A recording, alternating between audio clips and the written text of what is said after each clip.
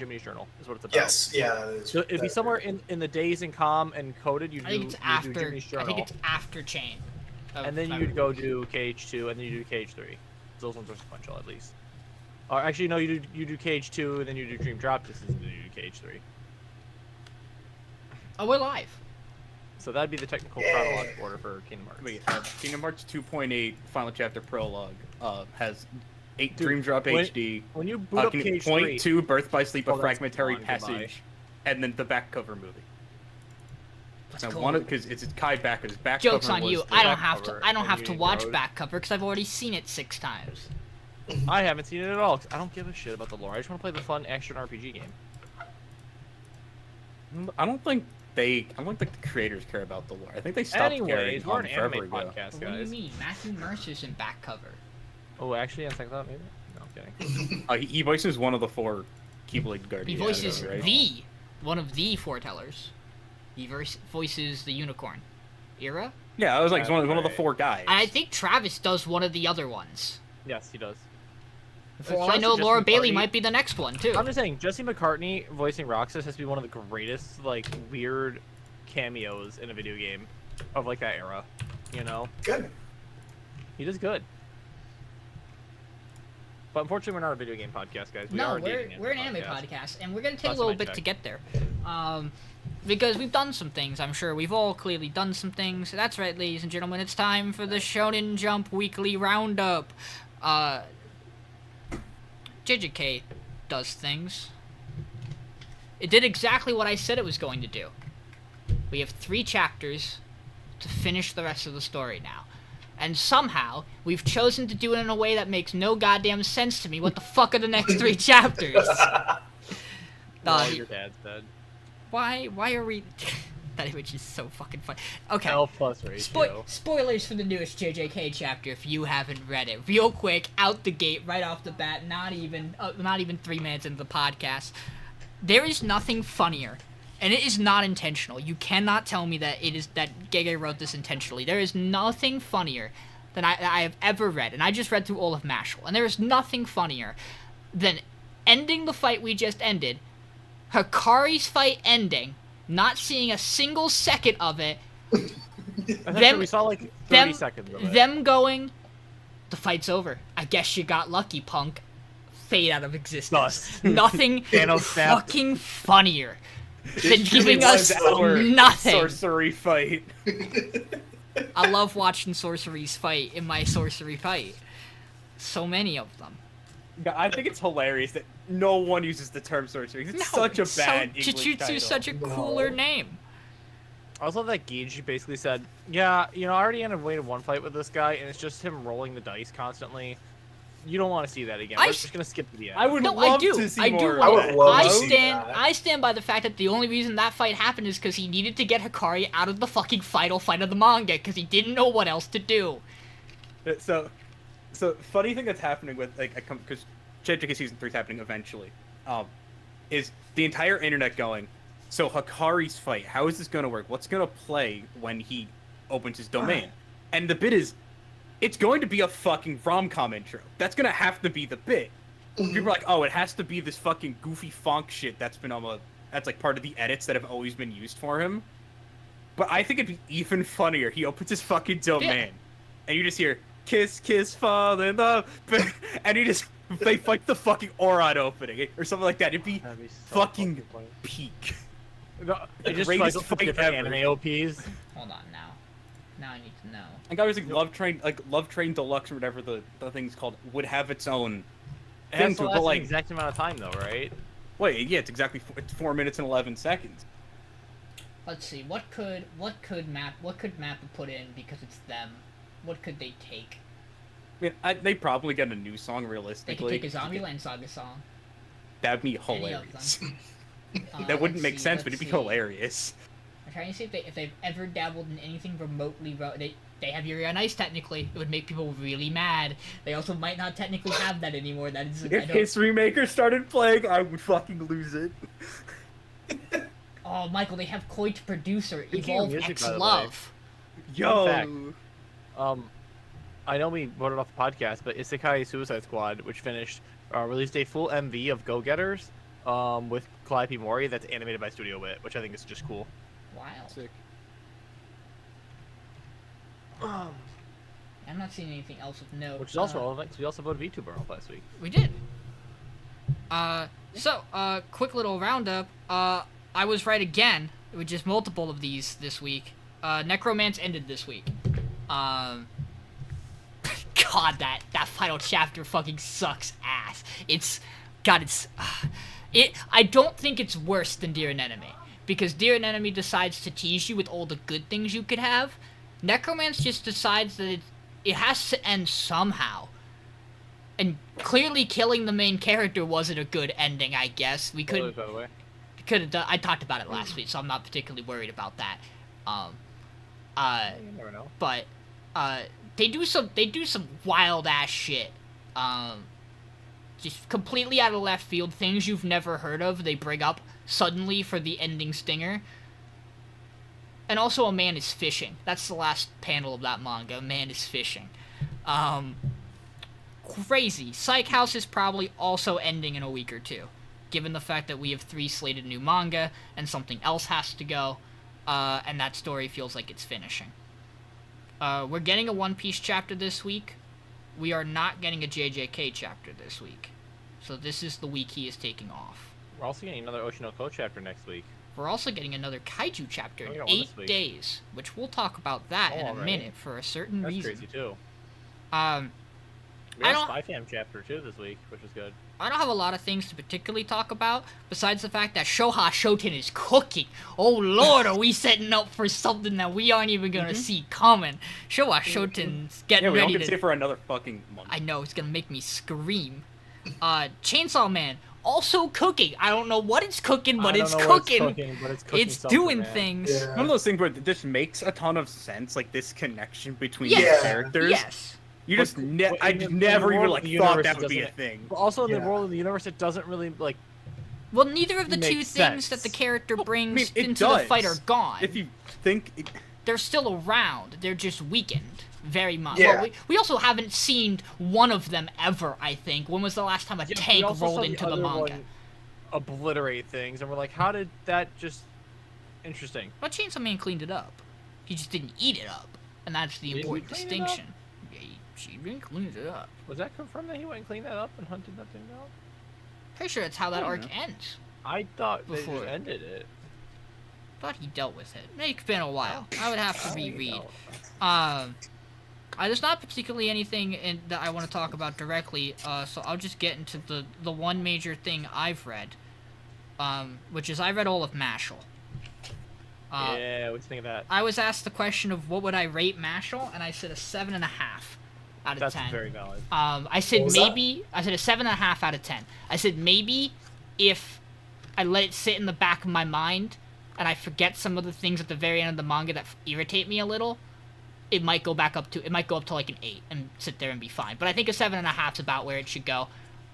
If you're looking for a manga that is just gonna be a good time, and you don't have to worry about any immense investment into characters or story, read Mashal. It's if you like the same bit 20 times over the course of 164 chapters, read Mashal. They run a lot of those bits a lot, and most of them actually are pretty funny the whole way through. John, I'll say this to you because I think you're the only person here who's finished Mashal outside of me now. Things that upset me. One of the last major fights. The second to last fight Mash does, in particular. I thought that ending was very anticlimactic. I'm trying to remember which one it was. It's been like almost. a I year will since read message that. you the character name. Thank you.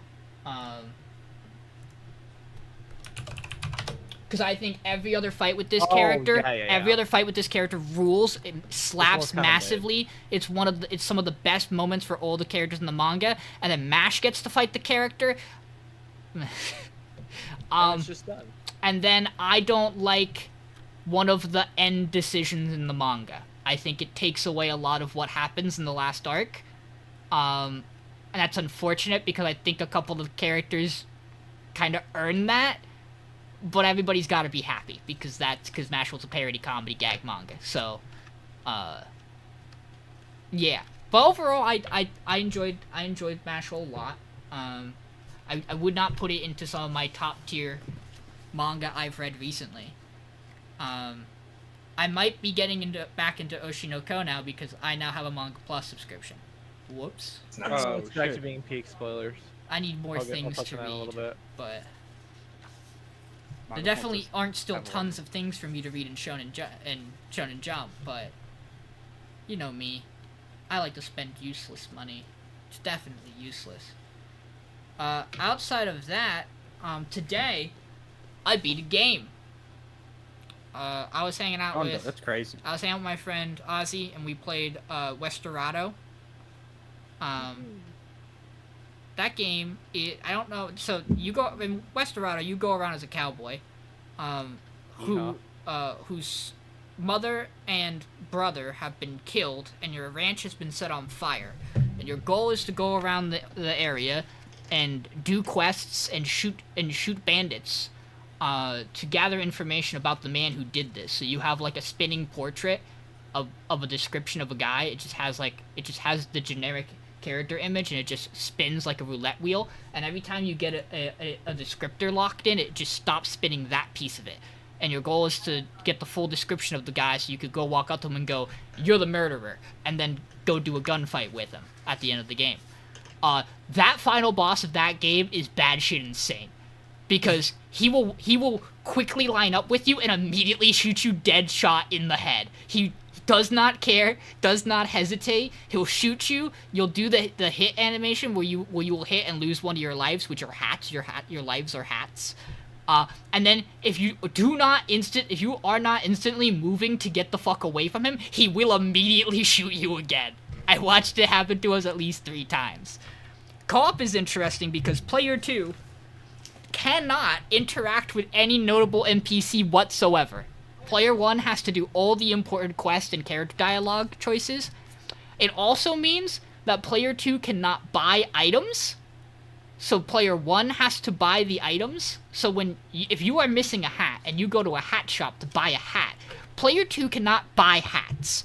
So the only way you can buy hats for player 2 is for player 1 to be full up on hats and to go, "I want that hat." And for them to go, "You already have 3 hats," and go, "I want to buy it anyway." At which point it throws one of your hats on the ground. So then player 2 can go pick up that hat. Ideally this is not a problem because you could just wipe. Like, you and player 1 can... If player 2 just full-on dies... If player 2 full-on dies, there's no way to bring them back until player 1 dies, and then you respawn at home, and everybody has all their hats, and they have all their lives. So Michael will understand this. My friend Ozzy went, "Yeah, I've tried to play this a couple times with a couple of people, and people play it, and they think it's hard, and then they don't want to play it anymore." And so we sat down, we go to an area with a gunfight, and Ozzy goes, "This is one of the areas where we didn't get very far the last time we played." And immediately I shoot 5 guys dead. And Ozzy goes, "Oh, this will be something then. I guess we'll actually get to play this game." And why I said Michael will understand this is because I was gonna say Michael watched me play Gunsmoke on the arcade on the fucking arcade cabinets at university for 4 years.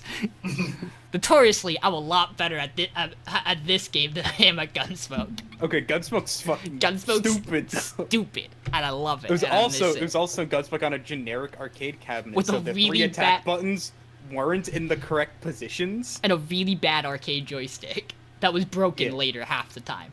But no, that's a very good game. I enjoyed it. It has a bunch of we played. I want to say we beat it in like under 5 hours. We got like 20 of the 70 some achievements. There's like multiple endings. We locked ourselves out of some stuff because we chose to not massacre Indians. It's a really interesting situation you go where the game goes, "Hi, we're part of the Union, you know, from the Civil War. Let's kill some Indians." And you go, "I don't think I want to do that." And the Indians go, "Thank you for freeing our brethren. We've defeated the Union." At least the branch here. You want to go kill people in town? And when you go, "Not really," and they go and do it anyway without you. That game, and doing that unlocks a playable character who is an Indian. I want you to know the description for that character is that character in-game description is an Anne Frank reference. That's not good. I won't elaborate further on that. You should go check the game out. It's fun. So Michael and Mason have done some silly things. So let's start with John. I haven't done too much. I worked most of the time between this Yeah. episode and last episode, as I usually do. And the only difference is I also read Oshinoko, which, you know, it's been a hot minute since I pulled up a piece of media, and the first thing that pops up before I'm allowed to start reading is content warning. Oh, again? Yes! I do need to get back into it. And It's been a while. Oshinoko, that's not a good thing. No, no, It's a notoriously great What do thing you for not. content. But, without spoiling anything, shit's peak. Akka's a hack, but he's my hack. Did it need did it need the content warning? Yes. Good. Thank you for clarifying. Also, just to clarify, Akane is still best girl. Just to make sure that's certain. Right, honey? She's not trust me. She's not held hostage. But Oshinoko is great. I'm looking forward to watching it with a totally first-time free trial of High Dive. At some point this year. And binging it like a day. John, by the way, did you see? Not you didn't do it, but somebody did. A run and bun run has ended. Yes. That's spoilers technically. Peach Owl Daily isn't caught up, but YouTube frogs beware. Peach Owl has finished his run and bun attempt, and it was fucking insane. I did go back and watch the VOD. I will not spoil the results for people that care, but You should watch he it. does do his Elite Four. You should go watch it. It's insane. It'll be on Peach Owl Daily, I think, probably in the next Couple days. episode. Yeah. He just posted about, but He thought it was gonna be boring. Yeah, he thought it was gonna be boring, and then It wasn't. fiction happened. But yeah, his E4 team was really cool. We had back-to-back big streamers that did something really interesting with their E4 team. Squirk was another one that did something really cool. Now People that you're didn't know Squirk. now you're next. Other run and bunner had a cracked ass box and brought Fairyless Elite Four with Sceptile, which is cool. Based. Because once you get to Lava Ridge, the game gives you a free like Hoenn starter that is guaranteed to have a protect move, which is really, really high value in a game that has a ton of like required double battles. Yeah, with two of them being in the E4. And very good AI defense. Well, yeah, depending on where you want to put it. Yeah. Jan with probably like one of the sickest attempts ever because he didn't reset for starters. He took what he got. He had a minus defense Torterra all the way. Dude, I've been watching the Peach Owl for this run, and like all the way up through Watson, it is We're scaling. He is so scaling. he's so What do you mean, doomer Sean? about he's He so was doomer scaling. about the run. He was scaling, Sean. It was fine. Every gym leader, he goes, boys, I think it's truck time, and then he has like one death on like every one of them. It's really funny. For reference, my current run has 0 deaths through Watson, and I'm not confident at all. Yo, let's go. Which I recently got 2 last time. I've cooked a couple fights for Cycling Road, and the rival seems like actually way more manageable than previous attempts because I just have a lot of really, really good encounters for it. But we'll see how that goes when we get there. There's some fiction on the way there. There's some Pokemon I look at that I just go, man, that's lame. Real quick, did you hear what his plans are for after the video goes up for Run and Bun? Watch that. He's gonna relax a little and go through and play through all the original games because he wants to. I know he's doing an egg lock. He wants to remake his tier list for the base game, so he's gonna go through and play all and nuzlocke all of them. That's fun. In some capacity, so that'll be cool and neat. I can't wait to watch him steamroll Fire Red. Some other cool, fun Nuzlockers that have a chance to win on their first runs, because Jan was on his 5th run with this attempt, and we'll see how it goes. Is Smant still on his first one? Smant is still on his first run. He is in Lava Ridge Town right now, going through that area, which is a absolute gauntlet. That man's including the 7-fight gauntlet. That man's a computer. He is. He's 96 hours into his attempt, and he's like not even. He's like maybe a quarter of the way through. But he's trucking pretty well. He's got 7 deaths in that area, which is actually not bad. Another first timer that's doing incredibly well and has a pretty damn likely chance to succeed. Flygon HG, attempt 1, currently is in Seafloor Cavern, I believe, which is very far into the game. Actually, he might still be a mod. I think he's in Seafloor Cavern live, but his VODs are in Space Tag, or just before Space Tag, and yeah. He had got some incredibly cracked encounters, and like Jan said, he might be one of the few people that has a chance to win in their first run. Him and Small Ant, because they're both just really good at what they do. What else And you hopefully got? Flygon does it. Flygon's great. What else you got? Outside of that, I'm getting back into Pokemon with Reg H coming out, which is the new regulation post Worlds, first new regulation of the format. Power level's way down. No legendaries, no restricteds. Very interesting format. I'll be going to Louisville in October next month for a regional. Probably like one or two I'm going to go to this year at most. With the new rules, there's not as much incentive for me to grind for Worlds because it's incredibly competitive. And only the top 75 in the US will be allowed to go, and I'm probably not going to be that. This format seems fun. A lot of unique options right now. People are going to try to feel it out, and then Baltimore is next weekend, so we'll kind of see where the meta develops from there. Right now, it seems like, surprisingly surprising, if you have a Pokemon that has really high base stats that you claim is a final evolution, and you add another evolution that has higher base stats, those Pokemon tend to be good, especially when they have good typing. I'm looking at you, King Gambit, and Arcaludon. Yeah. Also, Goldango exists, so that's fun. Outside of that, it's been really fun. My fiance's gonna be playing as well, which is fun at Louisville with some of our friends, and looking forward to that. But that's kind of it for me. So Mason did the funny. I did the fun. He played League of Legends. No. I did play a little bit of League of Legends. I'm sorry. I read all of Kaiju number 8 in like a day. Oh yeah, I did that too. Yeah, it's good, right? Yeah, it's really good. It's a good manga. God, I cannot imagine being Michael and being caught up where you ended up being caught up. Yeah, I don't remember where I caught up, but I want to say I caught up before the segment we call, and then it was Thursday. Which is the JoJo reference to a silly fucking JoJo. And it was Thursday. And then it was Thursday. Yeah, it's crazy that happens, and then you spend the next Half of the fucking manga. 50 Yeah. chapters. More Yeah. than that. It's more than that. Well, 69's when they introduce it. Nice. Is So it? Okay. yeah. So then from there on, you get to what? What are we at? 113. We're 113. 113. Yeah. So literally yeah. about half. About half the manga. Yeah, it's a little less than I was close to like a third, but like yeah, it. We're getting there. It'll be about half soon. When Yeah. it ends. When it ends. So it's at about 70, and half would mean 140. Whatever. Give or take. Fucking math guy doing math things. But it is good. It's very good. Mason also briefly started something else. I don't know if you've made any additional progress in that yet. So I've started reading Black Clover. Hold on, I can tell you the exact chapter. It's a that I'm on. disease, John. You said it was 10 I'm when on you 12. started. Yeah, I was gonna say you.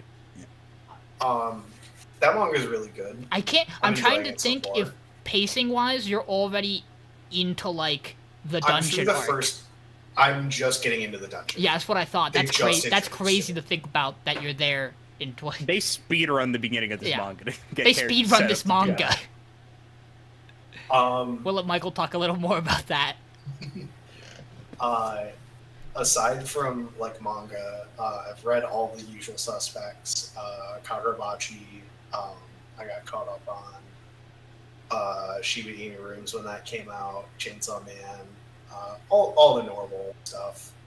I've also almost fully completed Neon White at this point. That game's very fun. I've never seen a game put me into a flow state faster than that one has. I also beat, I don't know if I talked about this last time, I think I was almost done with it. I beat Death's Gambit, which is a free game on Epic a couple of weeks ago. That game's very fun. It's 2D Dark Souls, and I know most people, when I say that, think Hollow Knight. More Dark Souls. Have you played Blasphemous? I haven't. I need to. I was gonna say, because I watched you play that game, and in my brain, the only thing I could think about was, is this going to be harder than Blasphemous? Which I will let you know, as someone who doesn't play the Dark Souls games, but loves Metroidvania style stuff. I played Blasphemous, and I went, this game's hard. And I stopped and went, you want me to learn how to parry really well. That game. And then I locked in and beat that game. game. Really wants you to learn how to parry, especially when you fight the boss that puts you in a pocket dimension and goes, "You're gonna learn how to parry now." Yeah. But I enjoyed that game. I'm gonna go back to it soon because there are 4 endings to it. I've gotten 2 of them. But or sorry, there's 5 endings, I believe. One of which is basically when you start the game, go left instead of right. Fun. I want you to know, you saying it has 4 endings now makes me... I will definitely play that game at some point because I have it. Whether or not I play it more than once, Blasphemous notoriously is a game where you can't get all of its achievements in one playthrough because there's like 1 or 2 quests in the game that make you make a choice. And once you make the one, you can't get the achievement for the other. And I cannot express to you, after how many Metroidvanias I've played, that if your game to get 100% on the achievement list wants me to play through it another time, you might lose me. I do appreciate the fact that it treats it as New Game Plus, where you keep all of your equipment and your stats. So I don't very know. Dark Souls. I don't know if Blasphemous does that. I don't remember because I wasn't interested in going back after I beat it to beat it again for 2 or 3 quests. I'm interested in doing it for this game because when I looked at it, it turns out the 2 choices that I was locked out of doing, well, not locked out, I chose not to go and do the thing that I should have done. Yeah. Those unlock like 2 or 3 more boss fights in a whole another area of the game. Yeah, the Blasphemous thing's not... The Blasphemous thing is literally just an interaction goes slightly different. And those are the shit that I can't fucking stand. Yeah. I have a couple of games like that where I'm really close to platinuming them or getting like full achievements on Steam, and I just literally can't because I refuse to go back and play the game again. Like games that go beat the game on every difficulty. That's why I like Kingdom Hearts, because if you beat the game on the hardest difficulty, it gives you the ones for the easier difficulties. Yeah. Yeah. I can't guarantee some of those games don't do that, but insane. especially when one of your difficulties in some of those games are you get hit once you die. Yeah. Aside from that, I also got to plat in TFT, and I'm working on getting higher than that. I've checked it. I checked it at my highest point because I've been going crazy on that game recently. My win rate for a while. My average placement in that game for a hot second was 2.3, which Not bad. If you're at like a 3.9, you're doing really well because you're climbing at that. So I was just going nuts for a second. So I'm trying to. I was cooking, so I'm trying to keep that train rolling. Also Fortnite, because Fortnite's been fun. Yeah, we did play Fortnite. We did play Fortnite. We played Fortnite though. We could. Before I throw to Michael, I do want to back up real quick just to say, definitely most disappointing thing about Mashal, is that there is 1, maybe 2, but for what it's worth, one of these characters isn't treated like this until a reveal. There is maybe 1 competent and strong female character in Mashal, and you don't meet her until the last arc. And the female character, I mean, she's rad, don't get me wrong, but the female character who you have for most of the story, Lemon, basically stops becoming a character for like the middle to end of Mashal until she is brought back for a good scene. She has some real good stuff. I legitimately think she casts 3 spells the entire manga. That is disappointing. Especially because I'm about to throw it to Michael and he's gonna talk about something. So yeah, so Mason was reading. So I guess before I get Do whatever order you want to do it. We'll end on it. Okay. So I've done like 3 things, like actual things. I played like a Risk and Rain run. The bugs are certainly something still. Risk and Rain 2 is in a shitty state, but whatever. So I finished the final DLC for Borderlands 3, Psycho Krieg's Fantastic Fustercluck. That DLC's fucking fantastic. I know Borderlands games aren't known for their story writing. The writing they give to Krieg here is phenomenal. He was the character I played in Borderlands 2, like the single time I've actually played through that game fully.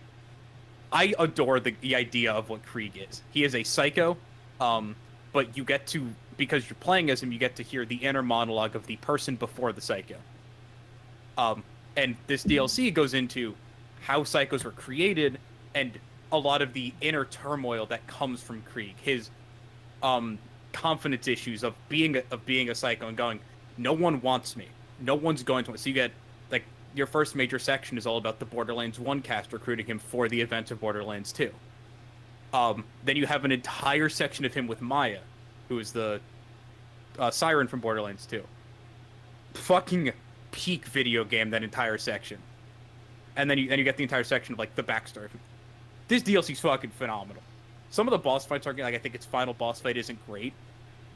But, like, I think that's kind of the general opinion of a lot of Borderlands 3 boss fights aren't great. But, like, that game just is really fun to play. Fleck's my guy. I love Fleck. He's my homie. But, yeah. Borderlands 3.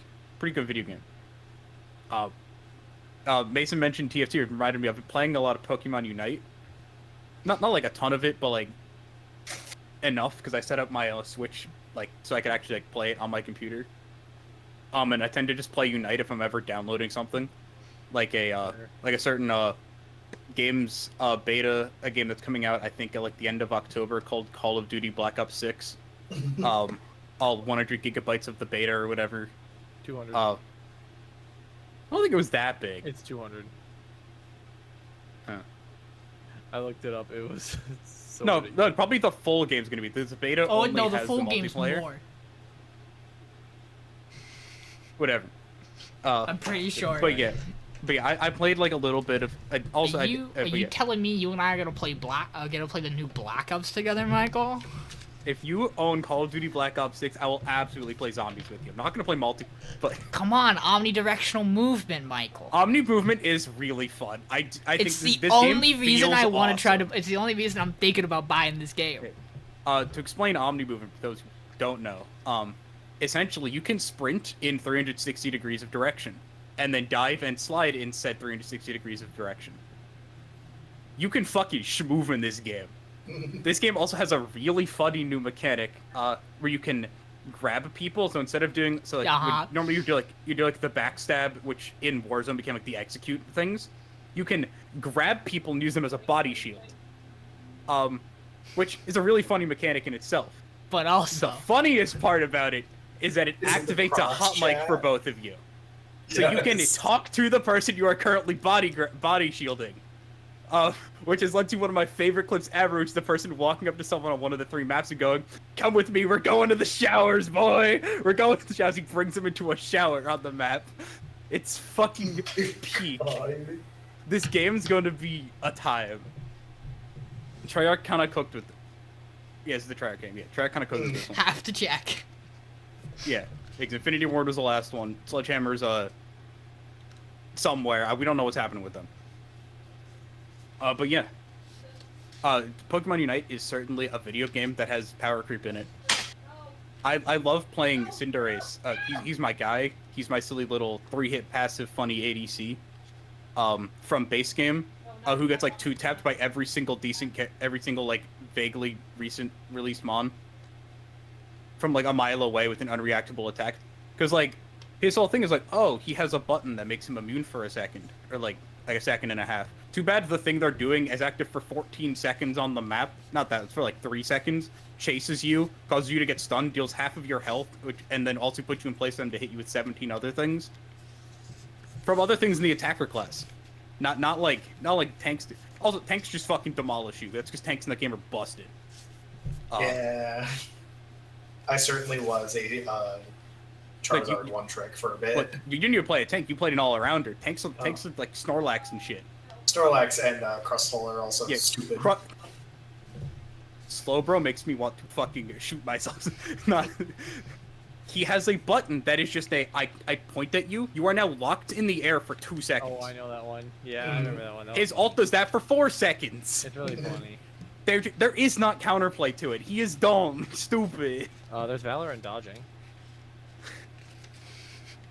But I'm at Ultra Class 4, which means literally nothing. That's like I'm 10 games if I win. If I win every game, I'm 10 wins away from getting to Masters. Because pushing in that game is really silly. Because there is no, oh, you had Elo decay, you're gonna boost back up really quickly. No, one win is one little tick. You got to get like 5 of those to get to the next tier. The game is silly. But anyway, the actual like important thing I did. So last week I was at somewhere in Black Clover. I was at chapter like 60 at best. That's probably me overestimating where I was. I don't know. I'm at chapter 291. Black Clover's really good. It's one of those stories where I can look at it and see a lot of the faults with it. Like I understand where a lot of people probably have problems with it because it does do a lot of shonen. It has a lot of shonenisms. No. It certainly does things with its female characters that are annoying. But at least its female characters exist and have personalities and are fun to watch when they're not doing the shonenism shenanigans. Like, yes, does every single female character, minus like 2 of them, have a love interest that exists in the story? Yes. But also, like, those feel so in the back of what those characters are, that, like, even though from, like, frame fucking 1, Noelle's, like, the tsundere that likes Asta, she is so much more than that. She has so much time to be a character.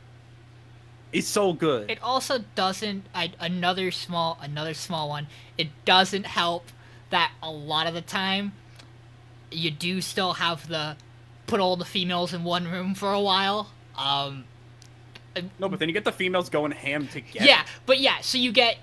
what it really means is you get a lot of cool female villains and a lot of cool female characters. And also there's one character who doesn't give a fuck about that rule. She just kicks the shit out of everybody, and she's incredible. She's the best character ever.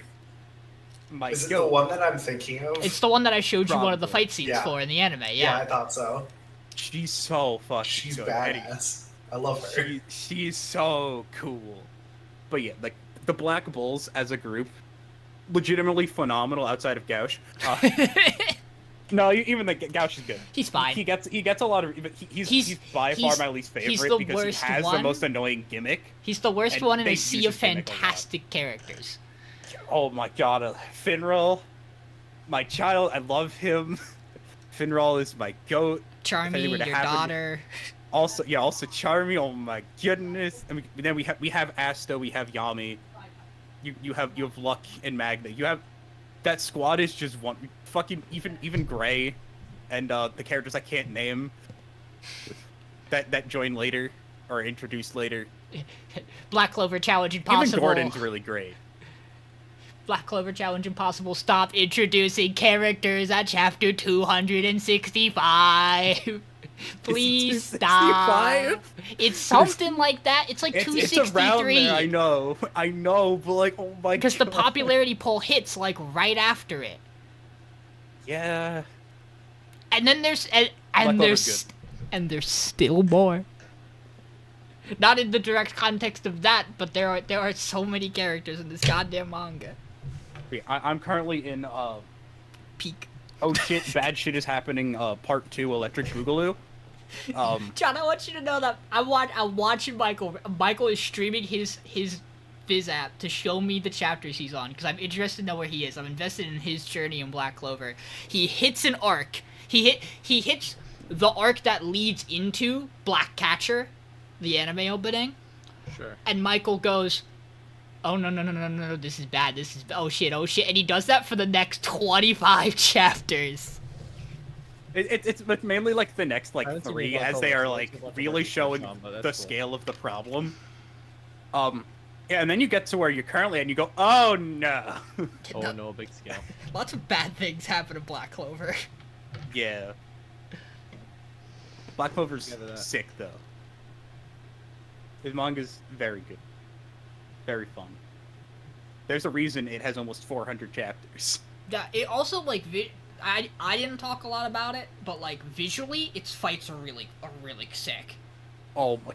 Like, And- I understand 80% of what happens in Black Clover fights, which is a lot better than JJK and Chainsaw Man, where I understand, if I'm lucky, like 50. 5%. There's some Chainsaw Man fights I legitimately look at and went, ooh, funny line. Next page, next page, next page. We're It's like, done. okay, that person won. Cool. Anyway. Yeah. But again, so Black Clover does really awesome stuff, which is a thing Sean has mentioned, and I agree with this, is that this is going to be really hard to adapt into anime stuff. At least some of the stuff on that, and even some of the stuff that's already been adapted. A big thing this manga really likes is the fact that manga is done in black and white, and the contrast between black and white is like super important in the way this art is done for a lot of characters and to do for like certain things. And I just don't think that'll work very well unless the anime's done in black, which would be fucking rad. Like if this entire arc was just done flat black and white, that'd be awesome. It would never happen, but it'd be awesome. Something Black Clover Devil from the Bible. Like, I know you're gonna think with the power of friendship and all that, but I'm literally the devil from the Bible. So, You know, that book. Sorry, I'm thinking about the chapter where Michael meets a character who stumbles upon maybe one of the most important things in the entire story, and all I can think about is just someone walking around and going, "Oh, what's this? The Holy Bible?" Just sitting around? Neat! I found it the other day in my pumpkin patch. That's the equivalent of it. I love that shit. Ladies and gentlemen, you're done, right, Michael? yeah, Wonderful. sure. We can call it this and get the You know, action. That's all you I'm know gonna what say. time it is. It's time for an anime podcast. There are going to be spoilers, more spoilers than what we've already done, but spoilers about the 8 shows we have remaining.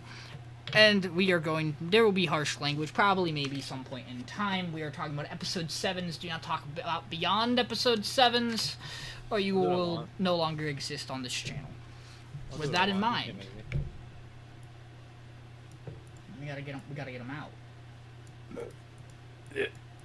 Oh dear. Sorry, body rejected existence there for a second. John, you can go ahead. You can go on it. So, Start talking. Nokotan this week, we find out that there is the Shika collection coming up, which is like the annual deer competition. So they have to train as a master in deer to try to win the contest. And as Koshitan finally gets into it, the teacher walks in and goes, "Ah, I see, this is what we're doing in the club room. No, it's okay." And then it just cuts to, they did not win the competition. And then they try out streaming to try to raise funds again for the club, in which Koshitan puts on her best VTuber face basically, and goes, "Here's our deer," and then she's not there because she's just against the wall because she got bumped out and is just scratching her head against the wall. She's like, "Could you not do that? You have a scratching post right there." She's like, "I like the way the wall feels." On my antlers. And then the antlers go out of control in the rest of the episode and start trying to Again. like take over the club, to which she like gets a big axe and cuts the antlers off on the channel. And then lastly, we have our little cafe owner, who we learn is the older brother of the student council member who is obsessed with Nokotan, who is obsessed with being the perfect cafe and eats everything perfect. And of course, it's Nokotan, so of course they didn't have the antler holders on site as she takes off her skull again. Nor did they have proper accommodations like deer crackers. But then they have a touching moment at the end where she's like, "No, it's okay to not be perfect." And John, that's basically it. Did you think this bit was a bartender reference? No, not for 1 minute. So I blocked that show out of my mind. I thought it was just default cafe reference. We were losing it, overthinking that it was It felt absolutely a little bartender targeted reference. at our podcast in particular. It part of the way he talks very much feels like very specifically this is the guy from Bartender. Mhm. John, did you also notice the part where we slipped into the streaming segment and there was a point where they pop up the phrase Koshitan Koshida knock of Noko Nokos and they just read that line as Shika Noko Nokotan and they just completely ignore it and move on? That shit, wild! I've never seen a show put subtitles on and blatantly ignore them. That ain't what they said. That's I some can read, bullshit. but that ain't it. She could those no-good. If I could read, I'd be upset at that. Now's a good time to do this segment. Welcome to the PR! I forgot, so we'll do it here real quick, which will lead us into talking about it. Yeah, I think this is a fine episode of Nokotan. Cool, it's got other shows it's competing against. I forgot about the bartender thing when I rated it. My 7 and 8 went back and forth like twice. Which is crazy. I was very whelmed by that episode, and we'll get talk to about it. I can understand. I have some thoughts about it as well. I probably should not have rated that show as highly as I did, but it's fine. Hey, we'll talk about it. But, yeah, so I have last week's power ranking up too, just so that you can see that as well. That's on the bottom, or this week's is on top on stream, because both fit, so I can do it. No, I don't, I think the deer stuff, the deer competition in the beginning, I think a lot of that bit is not particularly stellar. And while there are bits during the stream one that did get me cackling, and it hits its stride in the end, I think, with the bartender bit, the cafe bit, I still don't necessarily think it's pulling its weight comparatively. But I also don't necessarily think it's fully alone in that. At this point, I do think there's a clear kind of top pack overall, for me at least. I also think there's one, and you guys disagree on what that top batch is. I mean, yeah, we'll talk about it. I really liked this episode this week for what it's worth. But I'm gonna talk about an element of it and how it, in my opinion, works with like the whole show. I did enjoy this episode. I think the reason this ended up in number 8 is as I was doing my PR, I was like, what jokes happened this week? And I just straight up couldn't fucking remember because I watched this super early in the watch order, and I was like, what fuck? And you started talking, I was like, oh, that happened. Okay, no, those were good. It's just, I forgot. And I mean, I guess you could put that on the show as that it wasn't one of the most memorable things ever, but it's also, I read a lot of Black Clover. Nothing's in my brain anymore. Only Black Clover. It was a good episode. I do remember enjoying the episode quite a bit. At least I remember enjoying the first part a lot. I enjoyed the deer show stuff. It was silly. It was silly fun.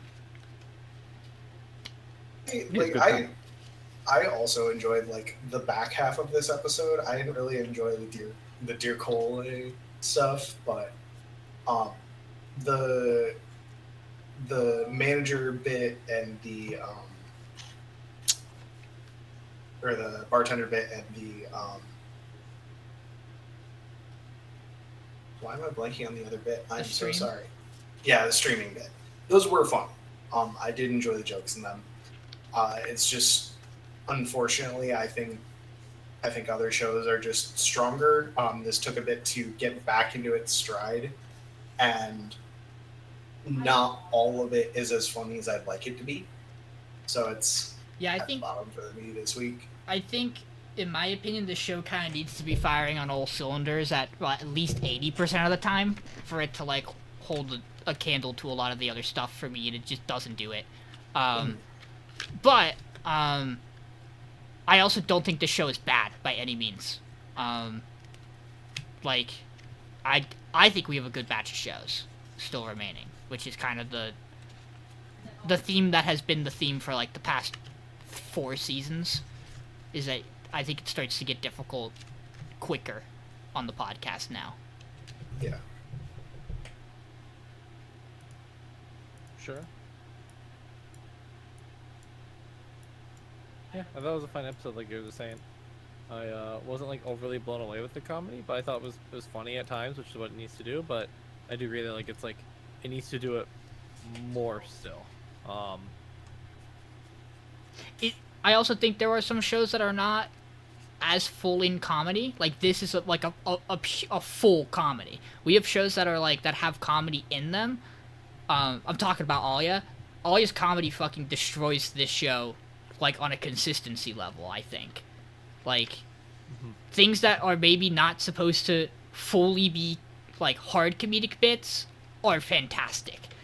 And I definitely think that plays a part of it too. And like I think like Michael said, I view it this way too.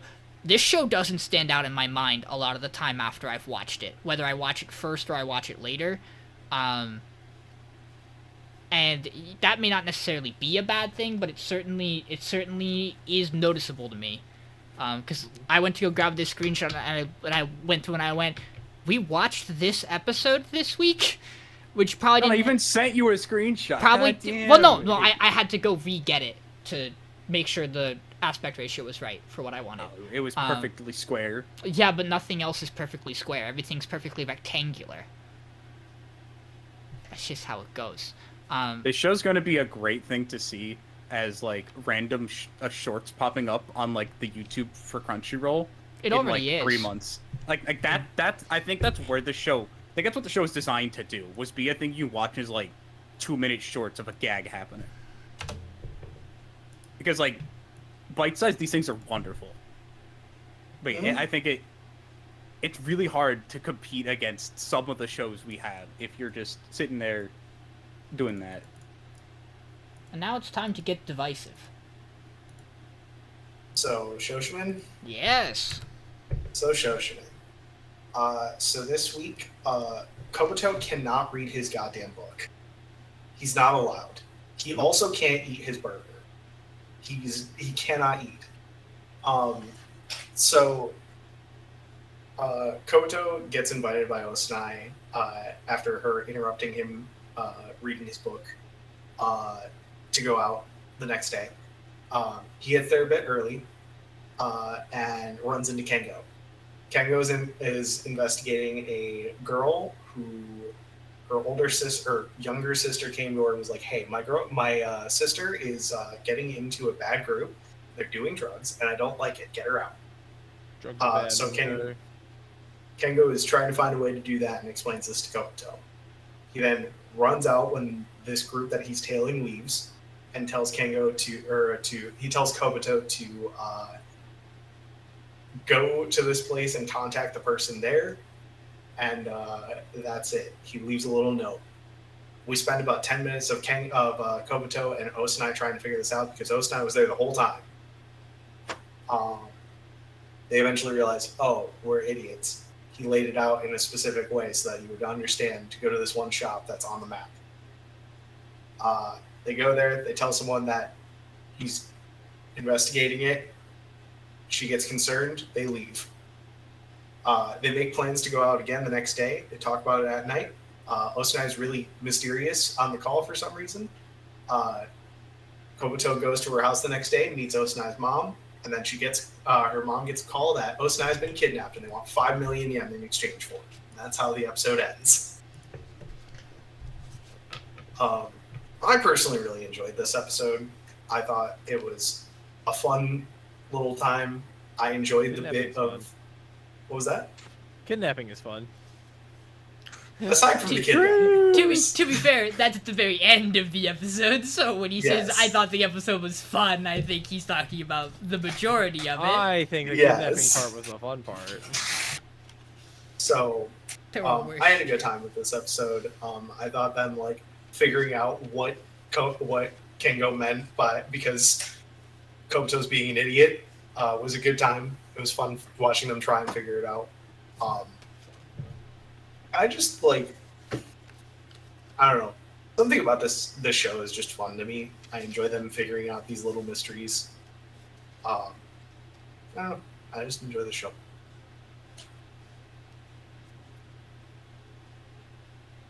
I'm gonna go after John. That's what I want to do. Because I don't want to take any of John's points. I want to see if there are things I agree with him on. So. Because we both have this lower. So I have this lower because... Well, you haven't been a fan of it the whole season, so that's Season, justifiable. but the reason why it's not like above anything else is because I feel like this whole start of the episode kind of gets put to the wayside by the end, and it doesn't like really flow to me. Where it's like, okay, we're gonna focus on this next idea. Suddenly she's kidnapped. Okay, we're just gonna completely abandon that previous stuff. I'm sure it's probably gonna be connected and related. I get that, but like, it feels like a complete like 180 of like, oh well, this is unrelated and happening now. Or Osanai was looking into it on her own. Who knows? But anyway, I don't like that. It's just like out of nowhere it's just suddenly kidnapped, and like obviously this is only a 10-episode show, so it's obviously it's going to be ramping up into its climax here, right? We only have 3 episodes left in it. It's like this is the last like big climax part of it, but I just didn't like how they like.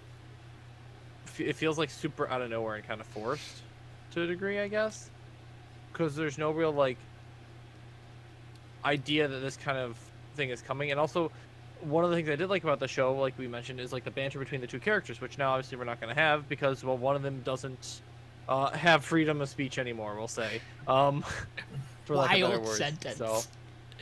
No, I agree with you. I think my biggest gripe with this episode is that this is a stinger. It's a stinger and it works as a stinger. I don't think it earns its stinger.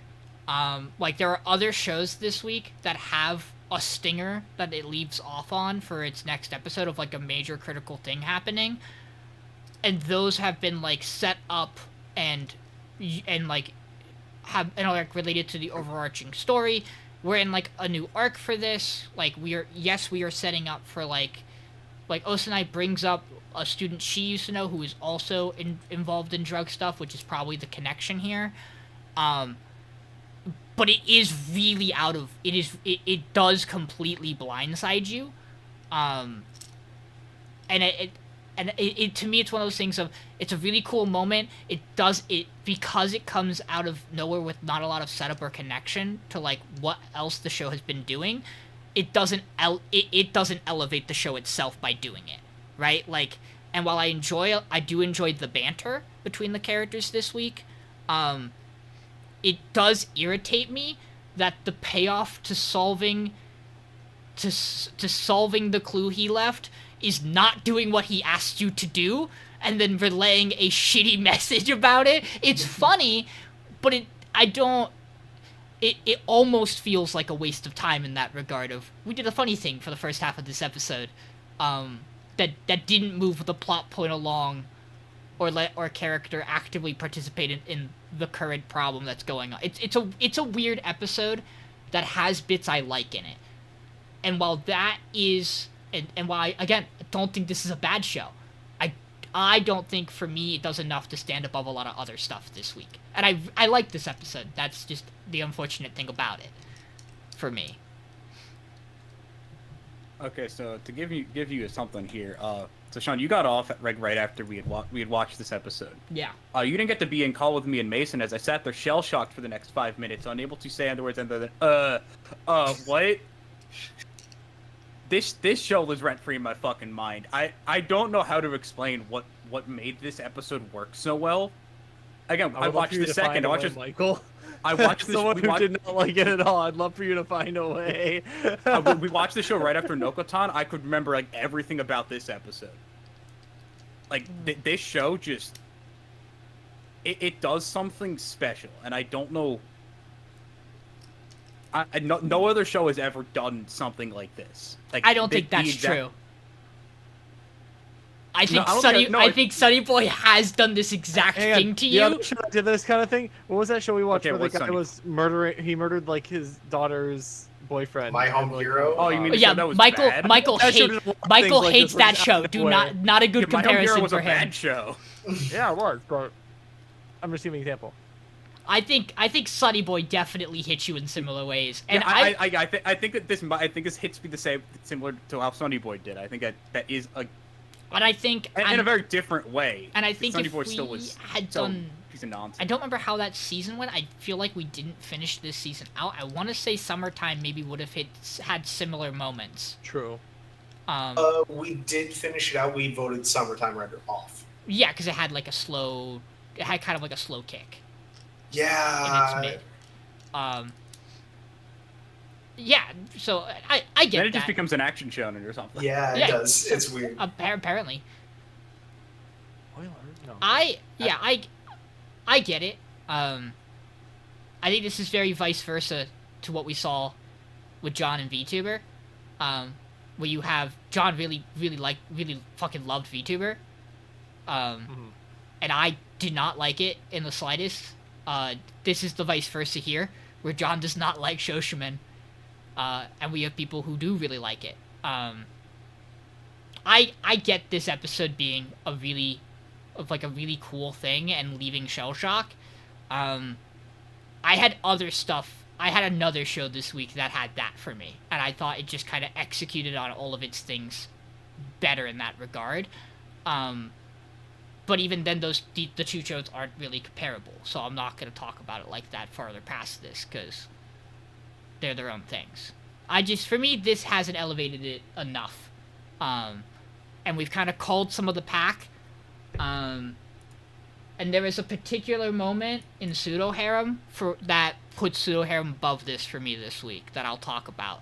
And it really is going to be the Pseudo Harem has done something collectively with its show that Shoshimin doesn't succeed at doing, which is overarching narrative with a payoff moment that I really like. But we'll get to that when we get around to that.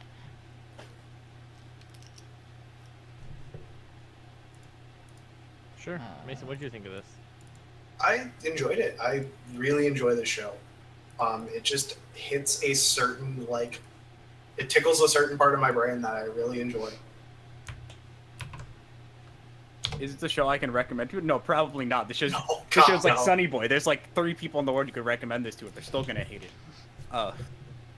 It's a very coin flip show on whether you're gonna like it or not. And I think it's also very focused on whether or not you like the main duo, and can I adore these two. and Yeah, how I much just and how much you're in on and sold by the individual episode mysteries, which I don't think largely have been super compelling for me over its 7 episodes, but there have been moments where I've really enjoyed them. Like I liked last week's a lot. And I liked the bits here, but the mysteries were not as enjoyable. But yeah. Let's move on to our next show. Senpai. This week, Makoto pretends not to notice the photo. And then, let me check my notes here. We open with a backstory into just how gay Ryuji is. Yeah, I think that aptly summarizes the next 15 minutes of the episode. So we run through Ryuji back in middle school. We actually go a little bit further back to when him and Makoto are kids. And we get a bit where he stares at Makoto's eyelashes and thinks they're really cute. And then we flash forward to them in middle school, where some of the guys are joking around about how Makoto has a really cute face, and maybe one of them's not joking. Oh, whoa, what's this? And so Ryuji starts to feel like he has to avoid Makoto to not have to come face to face with his own feelings, and that doesn't work either. And he starts to give some legitimate thought into what he is feeling. We see him do a couple of Google searches about being gay or a part of the LGBTQ community. And overall, Ryuji settles to go to a different high school because he doesn't want to be weird or unusual. He just wants to go back to living his life the way he thinks is normal. That's what he decides he wants. And then he loses the world's most insane coin flip because Makoto's dad's incredibly based and go, I have an insane friend who is going to let you cross-dress. We'll talk about this at a high school. And they wind up going to the same high school. And we find out that Makoto actually, before he wore the wig, just used to wear the girl's uniform and just tell everybody he was a girl. Which I imagine is the deal his dad worked out. An insane deal to get a high school to agree to, on a logistics level. Ryuji knows this. He keeps the secret. He doesn't particularly get close to Makoto right away. Eventually, the kids in the school finds out that Makoto's a boy, and they start to ostracize him. And then Ryuji gets close to him again. He pierces his ear because he's embracing the wild side, the going against the norm. The also trying to give other people reasons to push him away too, to kind of show Makoto that he's willing to be by his side. And then we cut back to the present day where Makoto knows. He is not the densest boy in the world. He is trying to understand what this means and contextualizes every single moment he's ever had with Ryuji and what that means. And the conclusion he draws is it's his fault. If he never dressed as a girl, Ryuji would never feel this way. Clearly that's it. And he is concerned about this, but he also wants to make sure he has the right read, so he goes and talks to the one female friend, whose name I don't remember, who he danced with at the dance. But she's based. Oh, the other one. Yeah. To which he gives the classic, so a friend of mine has this problem, and she goes, okay, so you have this problem. Yeah, I think your friend probably has a huge fucking crush on you if he's carrying a photo of you in his wallet. Just saying. We then get backstory that Ryuji got this photo because people were buying and selling photos of Makoto sleeping in school. Wild. We're not gay, but like we swear. He then beats the shit out of a kid for it, and then picks it up out of the trash to take it. And this is when he really comes to terms with, oh, I'm gay for my best friend. I'm down bad. Yeah. Mm-hmm. So the two of them have a conversation after school because Ryuji has been partially avoiding. They've been kind of avoiding each other. Things are awkward. And Makoto just comes out and apologizes. He's like, this is my fault that this is how things are. And Ryuji goes, don't you dare fucking apologize to me. That's not the point of this. I feel the way I feel, and that's just how it is. If anybody's at fault, it's me. And then they go separate ways. And then Makoto thinks about it and realizes he needs to go talk to Ryuji, but Ryuji leaves his home early for school and then isn't at school, and Makoto finds him at the beach, and Makoto confesses to him that he thinks they should date. Meanwhile, Aoi's having the worst possible no good bad day ever. She gets notified something has happened to her grandmother's health, and while Makoto and Ryuji are now dating and have smoothed things over a little bit and maybe back on the track to making things the way they used to be in Makoto's mind, Aoi's running to go not lose the only important person left in her life. And that is where we end this episode. Surely this won't end tragically, guys. Definitely not. I think there's a couple of interesting things here. I really like this. It's my number one this week. I really love this episode. I enjoy seeing everything from Ryuji's point of view and going as in depth as we do to his feelings in different stages at that. I think that I do not think this is resolved by any means, because I do not think Makoto's let's date is exactly what Ryuji wants. I think it's Makoto's solution to go back to them being friends in his mind. Yeah. I don't think he is full. I don't think he has. I think he's almost in an Aoi situation where he is comfortable, where he thinks he is fine loving this person and being in a relationship, but doesn't actually know if those feelings are real yet or have way to confirm it. But this is the only way for him to not lose his best friend, probably in his mind. Now, I could be wrong. Could not go that way. That is kind of what it feels like, though. And I'm really excited to see that dynamic play out. I'm also excited to see where the fuck we go with Aoi. Because I can't imagine we're just gonna ignore this.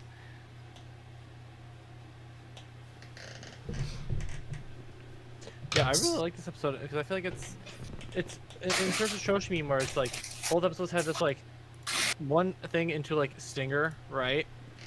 I feel like this stinger makes a lot of sense, more so, where it's like it doesn't feel just like as out of left field. It does feel like relevant to like the characters and to like what is happening. Aoi's put the distance there. She's made space. We've known things in her life are already kind of rocky, and it's also building up as like a parallel to what's going on with Makoto and Ryuji. The two of them are moving in a direction that seems very positive for them, at the cost of not paying attention to Aoi, which is not necessarily their fault.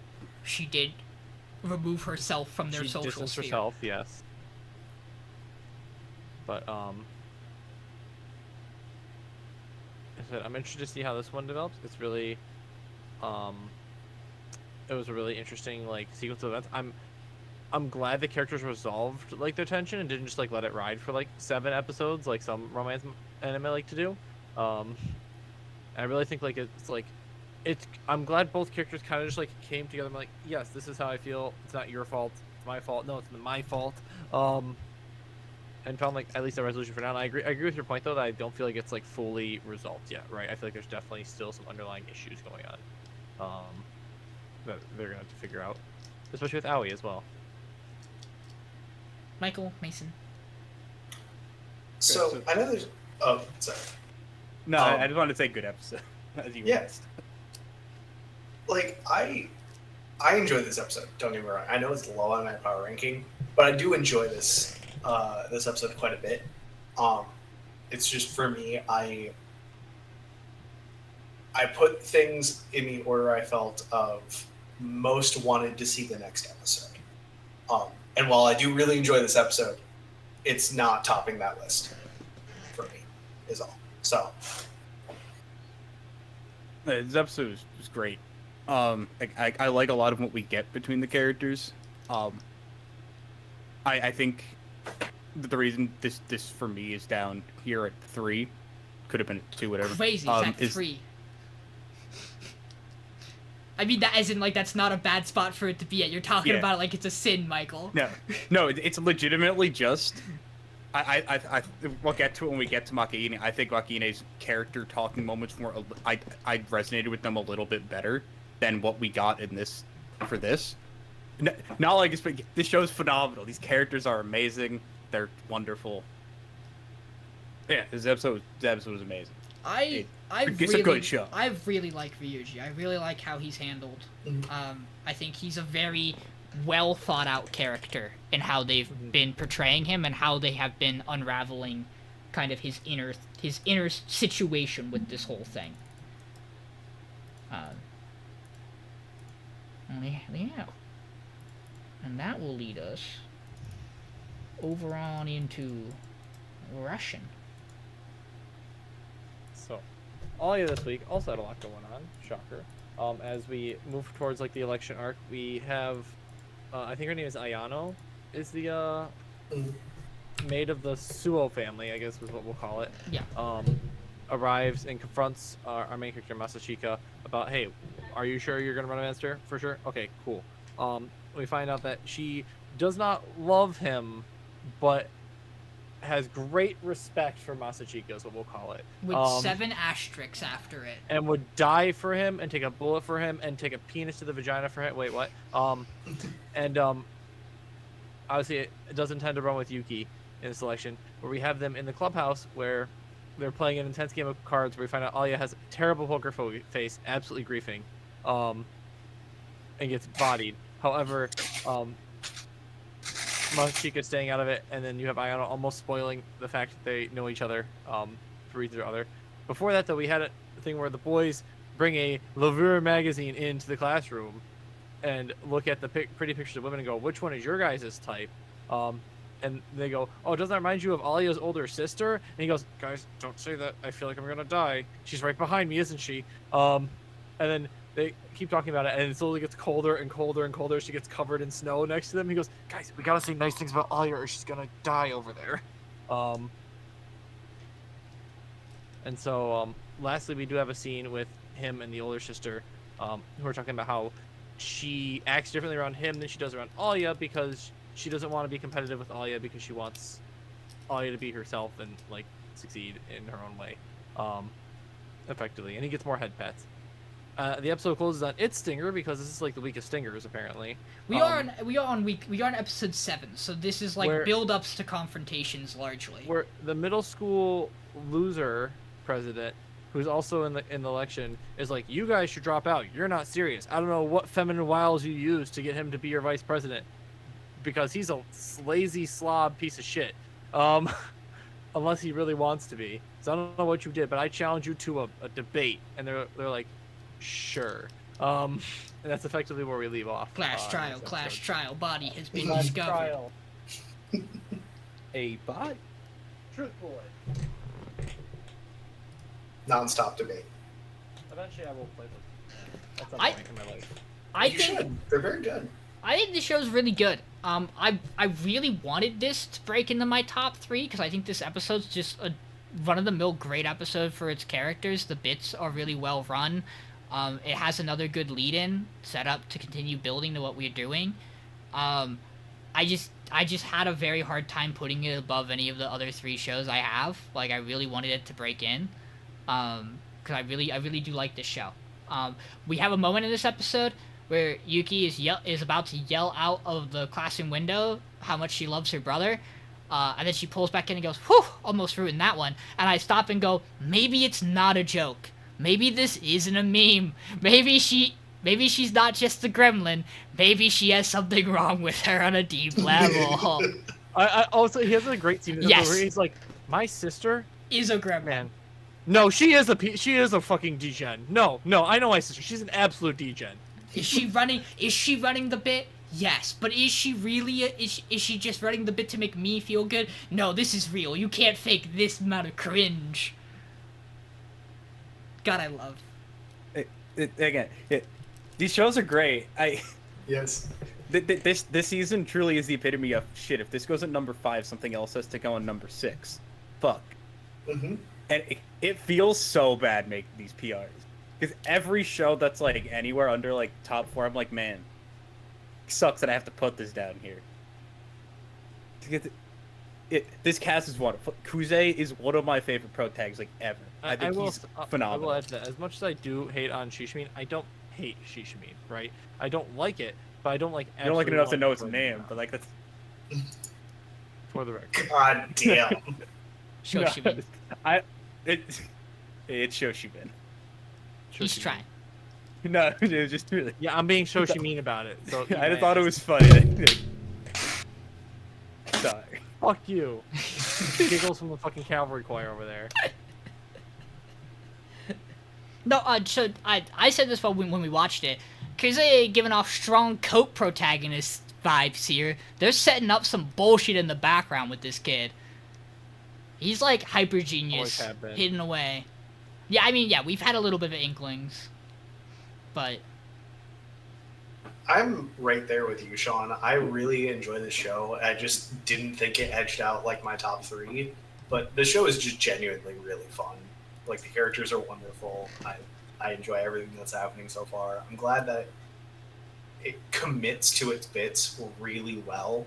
it's definitely not out of a running in my brain for a top 3 finish at all. Like, in the final, Yeah. like, this show is full on set on a course where it could absolutely make it into my top. Like, I could want this show in the finale if it keeps writing its cards right and it just doesn't get outclassed. That's like the bottom line for me. Like, as other stuff starts to get closer to the end of its arcs, it's like this is the kind of show where I think it's going to have a very strong ride to the end. So, like, other things could very easily drop off, and this could sneak its way in for sure. It would not surprise me. Which is not where I thought this show would be, from initial reactions to it.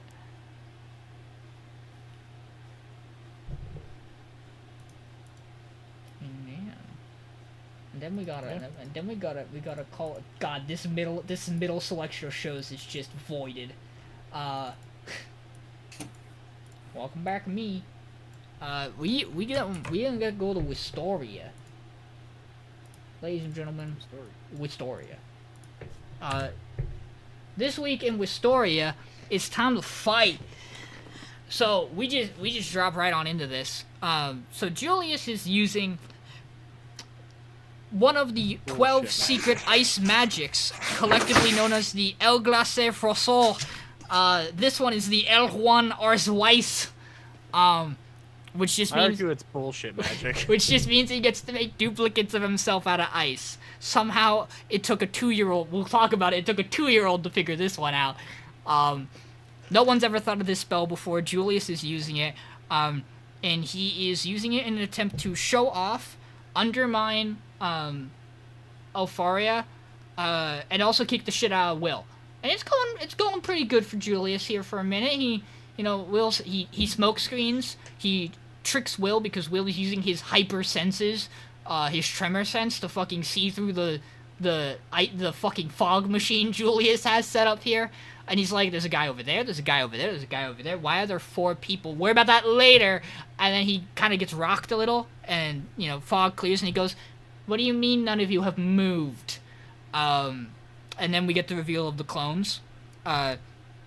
Dude, That I think there's actually a really cool line world building here where Edward is talking about Julius's performance and he goes, Julius is giving a performance that any mage would kill to do, which is he has not moved. If you are a mage and you do not have to move on the battlefield, you're doing something right. And I think that's actually kind of really cool of a thing to set up. Good point out, yeah. He then freezes Will in a giant iceberg, and then drops an ice nuke on him. I don't know exactly why this combination was what he thought would work, but he tries it, and everyone seems to think it works out. And then Will just walks out of the ice and he goes, cool, now that my rage has subsided and I can see you for what you really are, a loser and a fool, let me break it down about why you're bad at your job. And then he bodies Julius's two goons again like it's nothing. And Julius's clones break and Will goes, you don't have the power on your own to use that spell. You're spouting hot garbage. You actually need the other two to help you do the spell, which isn't necessarily anything wrong. He's just trying to play it off like it's all him. And Will goes, you realize that you are in no realm near the League of Alfaria, let alone any Magia vendor, but his point is more for Alfaria. And Julius is like, I don't know how you know so much about this, because you're a loser and a failure, and I'm going to ignore the fact that all of your academic credits come from studying magic. That you are the best historian in the goddamn school. I'm gonna ignore that and question why you understand magic so well. Julius then gets angry enough after Will smack talks him a little bit that he makes a bunch of clones and he goes, I don't care if I can't control this, I'm just gonna overwhelm you. And then Will styles on him. Julius is like, you won't. Coldest shit ever. Before we get there, Julius goes, you won't. Julius's inner monologue. He goes, he'll never figure out which one is actually me. And then Will bodies him with a punch and goes, no, they give off frost flakes to show me that they're not the real you because you can't properly control the temperature of them because you're dog shit. And then Julius gets even more mad. And then Will bodies 8 more clones in one of the sickest single shots. Like, this show's action sequences are incredibly fucking based. Just runs through all of them with every single way you could think to kill something with a sword. He does all of them. Slices the ankle from behind the back. He does the fucking reverse grip on the keyblade. Hits him with all that shit. I hate that reference so fucking much. spin kicks one of the ice clones' heads off, and then just punches Julius into rocks. And he lets Julius know, you think you're hot shit for this? Alfaria made this spell when she was 2. I was there. She was a toddler, and then she tormented me brutally with it for 2-3 years. Yeah. And when she did it, there were 10 clones. This is some Naruto level bullshit later, where someone's like, oh, you think your shadow clones are good? The guy I grew up with can make 150 of these. It's like, that's not fair, dude. The dude's a god. Yeah. Throughout this episode, we also get some bits with Alfaria in the tower where she has her assistant, and her assistant's like, this Julius kid looks pretty promising. And Alfaria goes, yeah, maybe, I guess, but my boy toy's down there, and he's gonna really take it to the top. Who needs another ice wizard when I can have a sword boy? To which also this whole episode, they talk about Julius being Alfaria's successor. They're the same fucking age. Succeeding what? Are we expecting an assassination attempt from the sky gods? What's going on here? The news of Alfaria's fall off was greatly exaggerated. We also get a bit at the end where she gets embarrassed because Will revealed that because she thought it was cute that they played together and dogpiling him, and he's make it sound like she was a big bully, and she's not happy about that pouty face. Colette and Scion come running in to see that Will has kicked some shit in, and shocker, no one could have ever seen this coming. In the meantime, Wignall swoops in and grabs the crown. Whoops! Maybe you should have went and grabbed the fucking crown. Maybe you should have prioritized the objective of the event. Obviously, that's not what Will cared about. It's actually probably better for Will that he doesn't win the event. He's already gonna have enough attention on him. We see Thunder Mage McGee, whatever her name is, I don't remember it. She's in the audience taking note of Will's skills. And then Scion malds in the corner as he's upset that Will has beaten Julius. And then vows that he will be the one to defeat Will one day. He promises, he swears, please God, let him. This time for sure. For sure. And then Colette goes over and hugs Will at a successful end tournament. And we have not yet gotten the conclusion to this, which is Will needs to make Julius apologize. I actually would not be surprised if Julius comes out of his way to do it. He might be a scumbag, but I feel like he might actually hold to principles. He did get his shit rocked. Maybe he'll actually go apologize. He might not mean a goddamn word of it, but I think he might. I think this episode's rad. Action's really cool. Will's just the coldest motherfucker this entire episode. Sick of this shit. He really is. I definitely can understand though. Like, this is a very self-contained episode, and also, like, while it's dope as fuck, maybe it doesn't go as hard as it needs to. Michael, I'm interested to hear your thoughts. I don't even know exactly how to. This is one of those times where like I'm not using negative on this again. Still enjoyed the episode. It was a good episode. Got great moments. Him going, the fucking cold stare as he fucking murders the one clone. It stares at Julius. Again, that scene was rent free in my mind. It's fucking great. I was just very, very whelmed by this episode. It didn't like do anything outside of what like I expected this show to do. I think, and again, the show looks really pretty. I'm kind of just whatever on this cast. I think they're fine. Like Will's good, Colette's good, Scion's a character. Julius, I like what we got with Scion, and it feels like we got a lot to then just drop it immediately. I imagine we're gonna get more with it after this, hopefully, maybe. Praise. Yeah, it's an odd place. It's an odd place to give you a lot of this character stuff, because you can't, like, you have to end the event. You don't get to go a lot of places with it. Yeah. And I understand it's very intentional that, like, yeah, we have this big epic fight, and then Wignall shows up and it steals the crown, because like that, it's like, feel like it was setting up for that forever.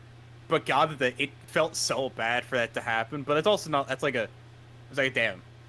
But it also makes sense. But also that he does it, and then we get like nothing from that. It's like, yeah, and then he wins the crown contest, and now Will falls on the floor or whatever because he's tired.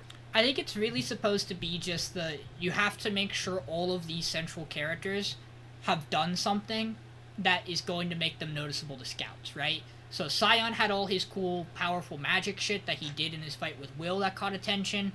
Despite the fact that he needed help with it, still being able to use one of these 12 spells is impressive on its own for Julius. Will fucking decimated an entire battlefield, so like I don't think he has a lot he has to do. Yeah, it's like Julius did something really cool, and then Will cooked his ass. Yeah, and then like you guys have mentioned it before. Shout out to Colette, the MVP. All of her fucking material did not break for the entire. Her gauntlet lasts the entire fight. Her sword lasts the entire fight. The only reason Will can do any of this shit is because she provided him the tools to do it. Lightning Chick won her dragon racing competition, so Wignall needs something, and so he gets to be the tactical mind who plays the game right? So like in that regard, I like completely understand the structure, but yeah, it sucks. It's like we do the classic. The rug is pulled out from underneath the main character's feet. It was just a good episode. It didn't have anything like super stood out as like, holy shit, look at this fucking peak moment right here. I mean, outside of him giving the death to Julius, but like, I really like that cold moment. I really like that continuous flow shot of him destroying. I mean, it's doubles. good. It's a good action shot. Yeah, I think this show does it incredibly well. But I also, I guess we'll get more to it the next show. I just think Elusive's the better action show of the two. I like it more as like the. Obviously, it's not a fantasy show. They're two very different things. One's historical nonsense, one's fantasy. I just like Elusive more as the action show. So that's always good. I don't know. Also, I think it's Black Clover on the brain. I think that's the real problem. Yes. Yeah. I look at the Black Clover cast and I go, holy shit, what two characters. Me accidentally sabotaging my own show. I mean, I very clearly, looking at the PRs, am very much in the minority of the. I think Elusive's the better show of the two. I don't disagree with you. I think this is I think it's an odd conversation. John and I will obviously talk about Elusive. I'm in a really fun spot 2 weeks in a row, by the way, where I have no bolds in my power ranking. It's happened again. I share enough consistent opinions with everybody on this podcast somewhere there's something I agree with each of you. Wild. Mason, do you have other things you want to talk about? No, I just really enjoyed this episode. I thought it was just very fun to watch. Well, I got good news. We get to immediately flow into it. Elusive is next. Yeah. So, Elusive Samurai this week, we open with Yorishige can't use his future sight right now because it just happens sometimes. You just can't see it. That's why you just can't get it up, man. It Yeah. happens. It's unfortunate. So we get like 5 minutes of him being like, "Don't go on this scouting mission. I can't tell what's going to happen to you. Don't do it. Okay, fine. You're going on it. Okay, I'm going to load you up with all the supplies that you could ever need ever. No. Okay, be safe." We then get to the village that's on the outskirts of their territory where they're not really sure what's going on. They just have heard that platoons from the enemy have been coming in to try and take this village. And they immediately get ambushed by a dual-wielding samurai boy. His name's Fubuki. Ayako, and I need to remember names. Hold on. Japanese. Me having the name list for Makeine I already pulled up because Yeah, I'm these doing that names right are now. Fucking, they're Japanese names. They're words. They yap. Reading is hard, but it's better than just trying to remember.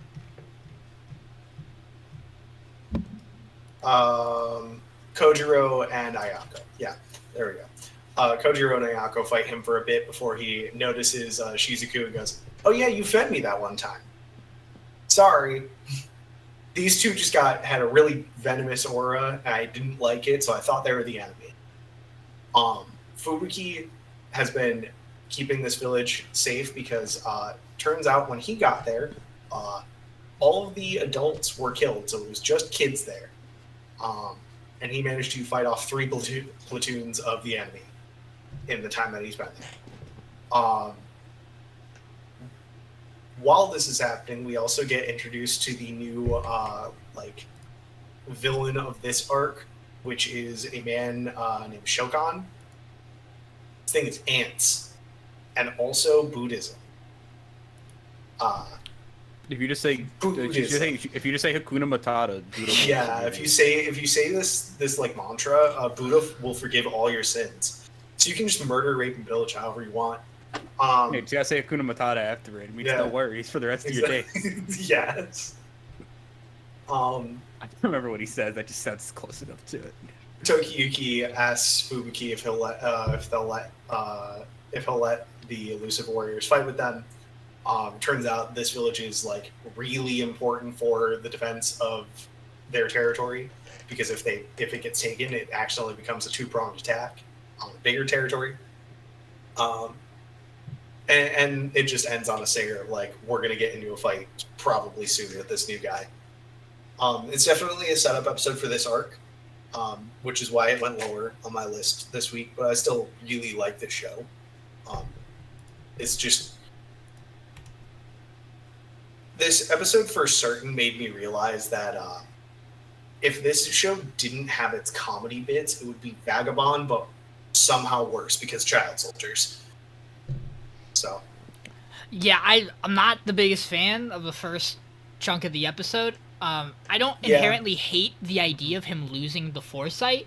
I just don't particularly enjoy or find any of the comedy bits for it really funny. I don't think they're bad. I don't think it's like super graining. I actually and the small payoff you get of Tokiyuki feeling like he actually does worry and care about him is nice. Like that's actually is a nice moment. I'll give it that. The action sequence is really cool with Fubuki.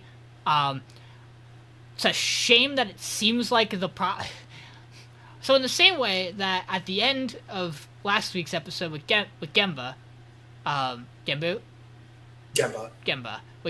you get like the the really bad shonen comedy. We get like the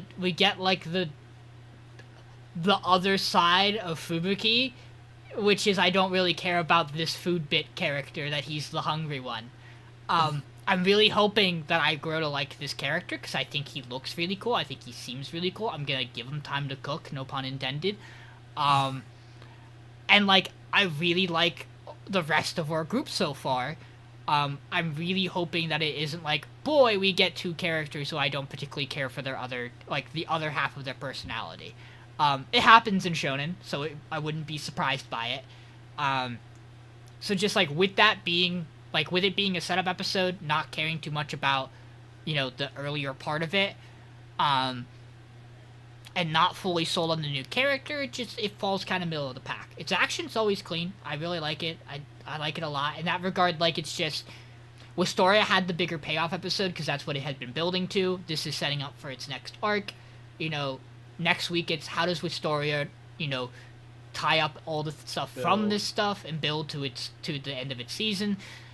Elusive, it's how does it go into, like, how much of this next action arc are we just jumping right into? It seems like a lot. So like I think they're both in wonderful spots show wise. Action shows. I don't particularly know where they'll wind up against each other in terms of for me which one I like more. I think they're just both really good.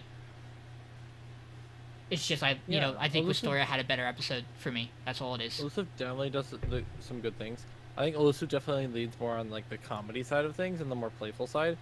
It leads more to the extremes, right? Where it's like sometimes it has comedy like until it's more comedy, and sometimes it has more like brutality. But like Wistoria is like right in the middle with your like typical shonen, and so like both are good in their own right. I also lean towards the story because I think it's a more complete show right now, at least just from what I'm watching.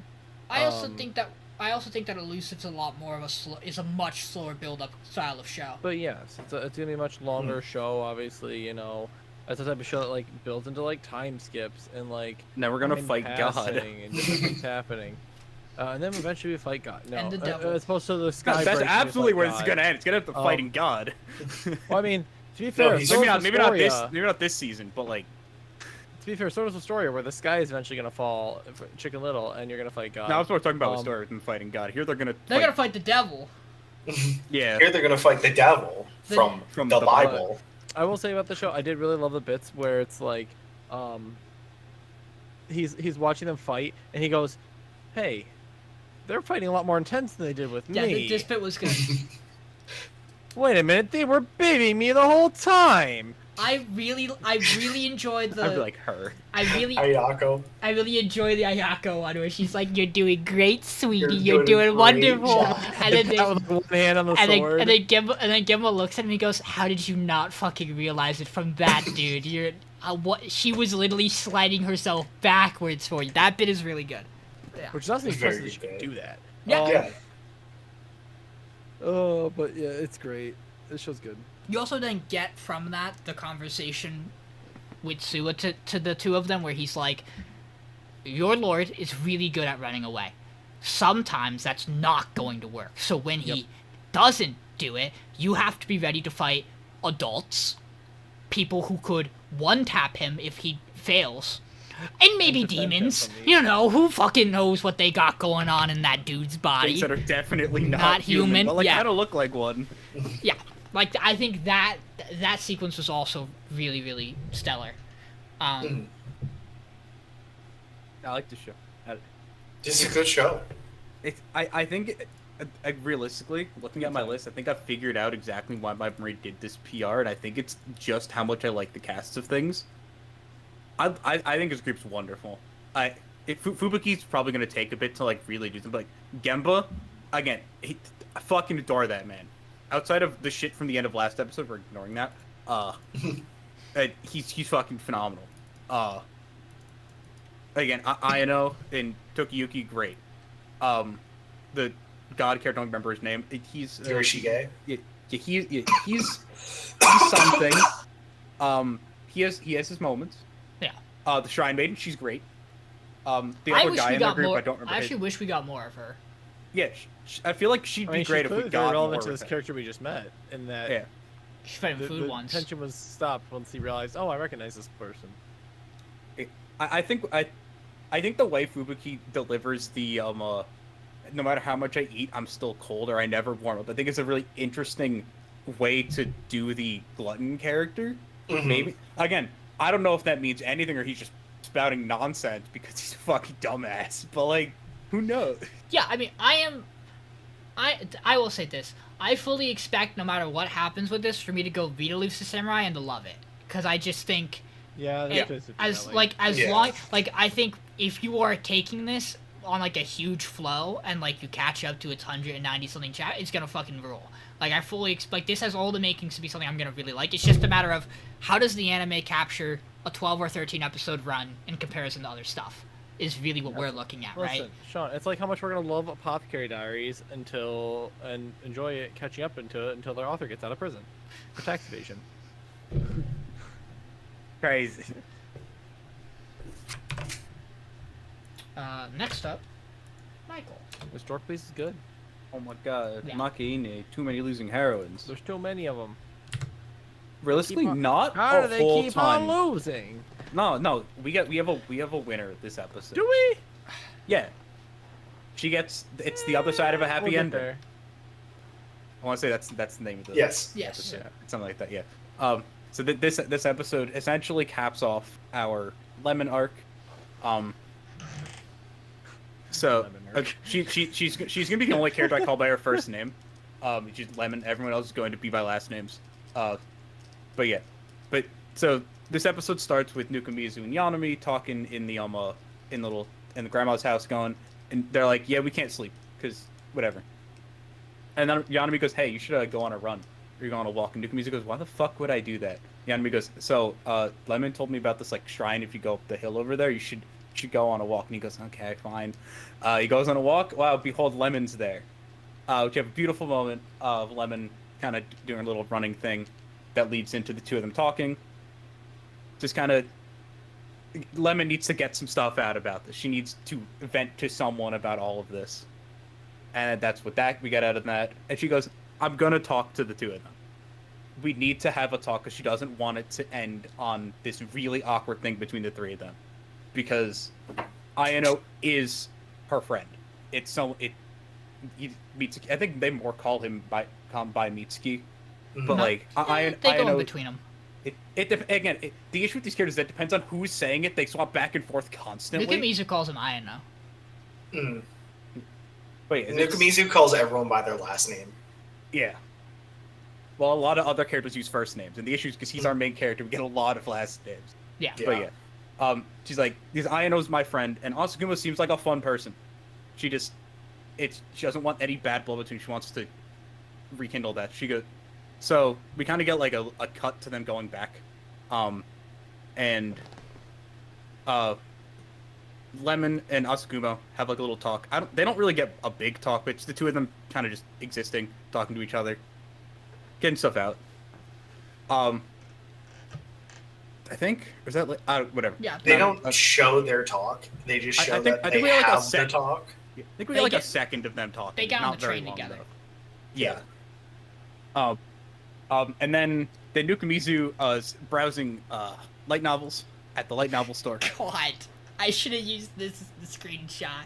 These light novels are the greatest Title. thing ever. All three Title. of these sound based as hell. Oh yes. Yeah. Then Lemon shows up and she goes, "Hey, so I'm gonna go talk to Ayano." And he goes, "Oh, so you're gonna do that? That's cool." He gets roped into. And then we cut to like 3 hours later, and Lemon going, "Hey, thank you for walking me here." He goes, "You're welcome." How the fuck did I get roped into this? Then we have. Did they go to like what I assume was their elementary school, based on like there's a playground and it is closed at night? Yeah. They're trespassing. It's very illegal things. Nukumizu does the thing that like does the thing that is, oh no, we're doing something illegal. I gotta figure out my gotta What's my figure out my story? alibi or my reasoning, so I can, if a cop shows up, I gotta have a reason for them prepared beforehand. Yeah, not suspicious at all. Plus, there's like curfew and stuff they gotta worry about at this Yeah. point. But Lemon goes to meet Ayano in there, and they have a very nice little heart between the two of them. It's great. It's absolutely fantastic moment between the two of them. And then they go to leave, and then they're like, okay. Lemon's like, okay, we'll go walk up with Nukumizu now, and Nukumizu goes, nuh-uh. Actually, oh crazy, something came up. I gotta go. Ayano, bring her home. Trust me. Bring her home. Base. Yeah, and then they have a nice little moment. I think is that where the hand holding or Yes. the pinky Yes. holding happens? Yes. Yeah. And then we cut to the morning. And Nukamizu has made lots of friends. Great times. Which she's like very surprised about for some reason. And then we have the end bit where Yanami is like, Yanami's like, I need a fake boyfriend, and Nukamizu's like, you're coming to me, but she goes, yes. Will you ask Aino to do this for me? the worst fucking- possible decision anyone could ever make given the current It's situation. legitimately a terrible moment. He also has the best reply ever. That's just like, you really need to get a boyfriend, girl. Go get a real boyfriend. Go dude. get a love of boyfriend. God. Can't be me, because look at me, but like, go get a boyfriend. I really You already enjoy. rejected me once, asshole. I really enjoy the conversation that starts off this episode, with Yanami and Nukamizu, where they're talking about like the Yes. idea of Lemon potentially going to be with like still Go be a choosing, homewrecker. yeah, like taking the fight and being like, okay, you know, she's wishy-washy about the relationship. It is uncertain if Ayano is being faithful. Lemon is confident in her feelings. If she went right now, she might have a shot at it. And Nikamizu's like, that just kind of leaves a little bit of a bad taste in my mouth. I don't feel like she'd like doing that. And Yanami's like, yeah, no, she's not me. She wouldn't do that. I'm a bad person. You want me to go make Lemon a bad person? And Nikamizu's like, no. And then he goes and talks to Lemon, and Lemon's like, I've thought about the fact that I could do that, and it makes me feel really bad. I don't like it. But also, like, what else am I supposed to think? Like, I've liked this guy for, like, my entire life, essentially. And I just think that's a really nice moment of, like, open clarity between the characters. Yeah. That's a very real, like, emotional feeling for them to talk about. And then also I'm a little... I understand... I don't think the scene is necessarily supposed to be portrayed in a positive way. I think the hand-holding scene at the end of this episode's wild. You would not catch me dead. Either setting this up as Nukamizu, asking for this as Lemon, or sending it as Ayano. All three of these are wild, and Lemon's don't tell her about it. The whole scene just feels a little and that's fine. That's They're just high how school I kids. took it. I don't think there's actually. I'm not saying it's a bad scene. It's just that whole scene is wild. But yeah, I love the show. I love this cast. I think it's great. I agree. Character's This was so a really good good. episode. I love, like you said, that conversation on the staircase was really, really good. Where Yanami's like, listen, I'm a bad person. I would tell her to do this and do this.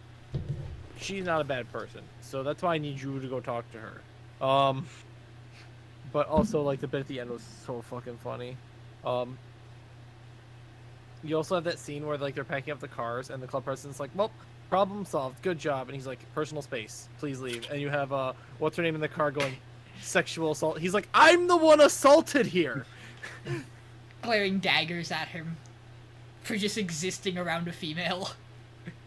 Kamaru base. Our poor boy. Mason, But that show's great. Yes. I love the show. thoughts? I love this show. These characters are wonderful. They're just good little beans. Bunch of dudes having a good time. Yeah.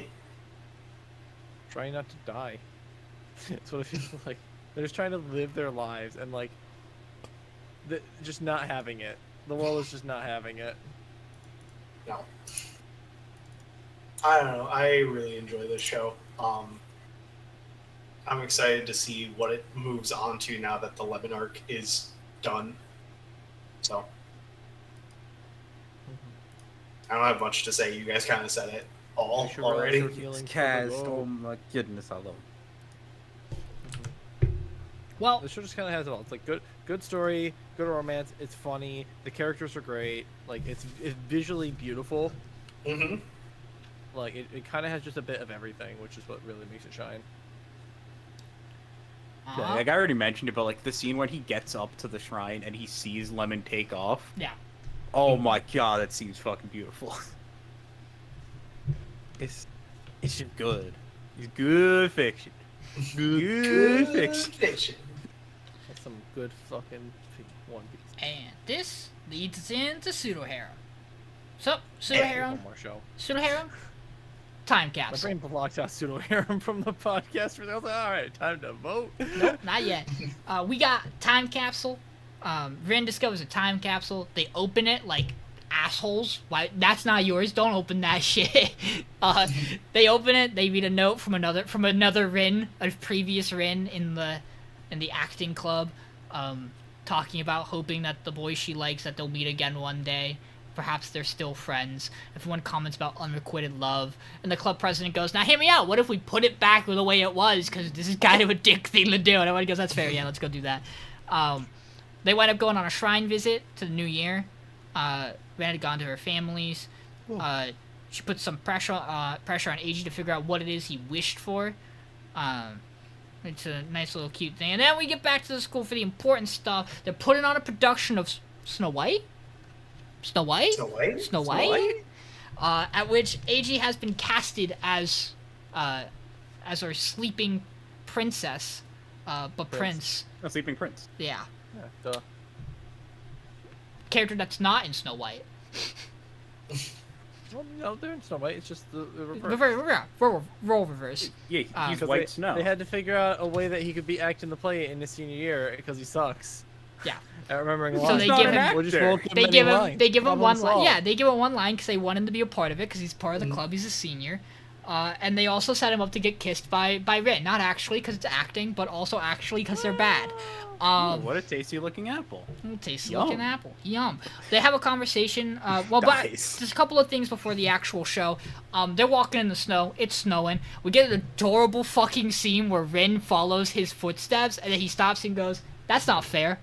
My turn." And she goes, "This is weird." He goes, "Fine. We'll go back to the way it was." And she goes, "Well, now I want to walk by your side. I want to hold your hand." This seems adorable.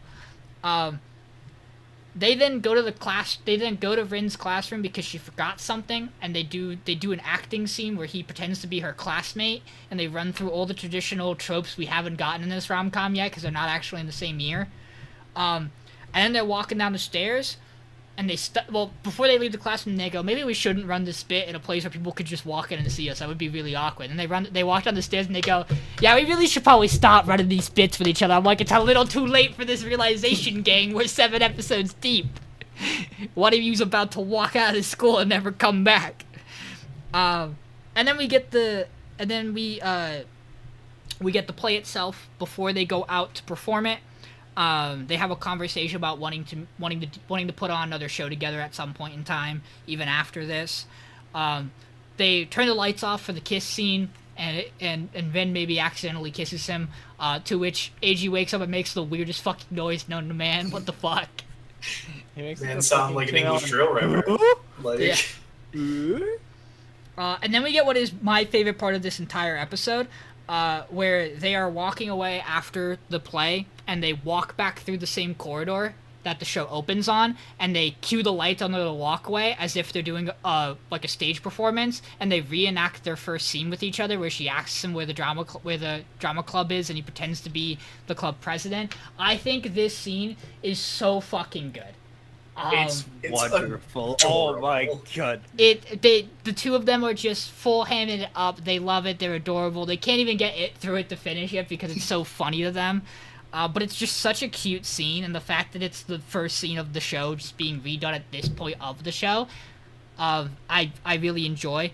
And then it's graduation time, and for the first time ever in Pseudo Harem, we get moments that do not involve Rin as a character. She's just not involved in this bit. It's just Eiji and the boys fucking around at graduation, making bets about who's gonna laugh and who's gonna cry. They make funny faces at each other, and Eiji sucks ass, because of course he does. The man cracks at everything ever. And then the two of them look over, they see the club president cry, and they go, do we acknowledge this? Are we allowed to? Do we make fun of this? And then they come back to have their after class celebration, and Eiji walks in, he goes, where's she at? And everyone goes, patio. And she goes out to the patio. At this point, the entire club knows. They go out to the patio, and they have a wonderful, nice scene together. And then he graduates. It closes we get a full-on fucking credit roll. The show's over.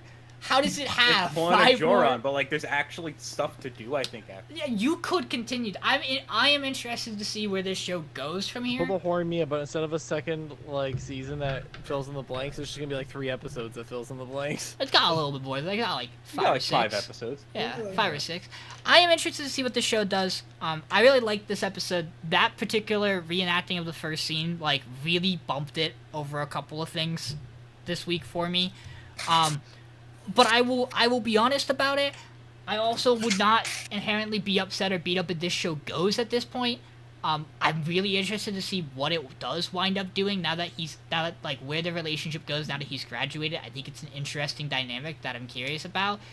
But I also don't think this show's incredible or doing anything really, that breaks the mold, that puts it above a lot of other stuff.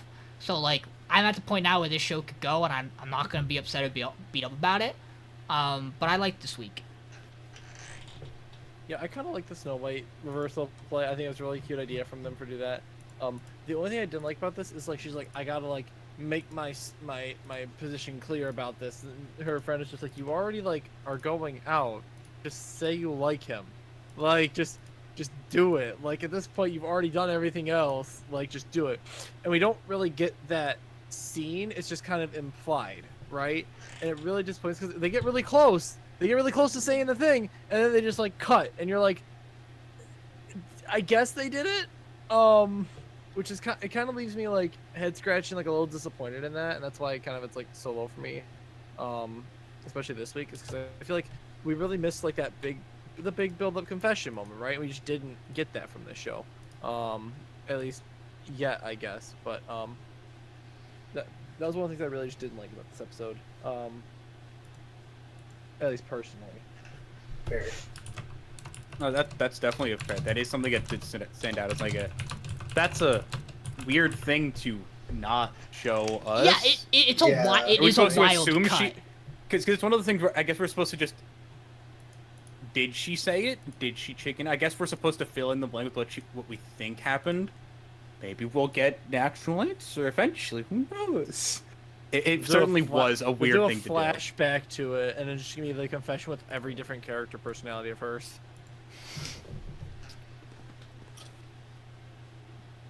We also are getting a couple more scenes where he's like, "Okay, this is like a thing that you are clearly nervous about, and like I want to hear your thoughts about it. So I'm gonna push you to try to do it in another character." And she's like, "Nope, still can't. Stop doing that. Doesn't work." I'm working on it. Give me a second. Any additional thoughts on Pseudo Harem? No. I really enjoyed this episode a lot.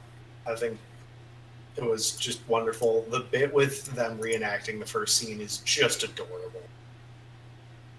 Yeah, if you were gonna end the show, you would do it with that, because that's perfect. I don't think it's bad that it doesn't end the show, but it rules. It's very good.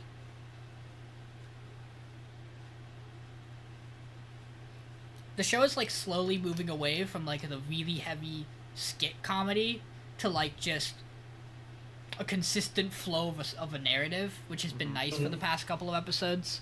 Yes.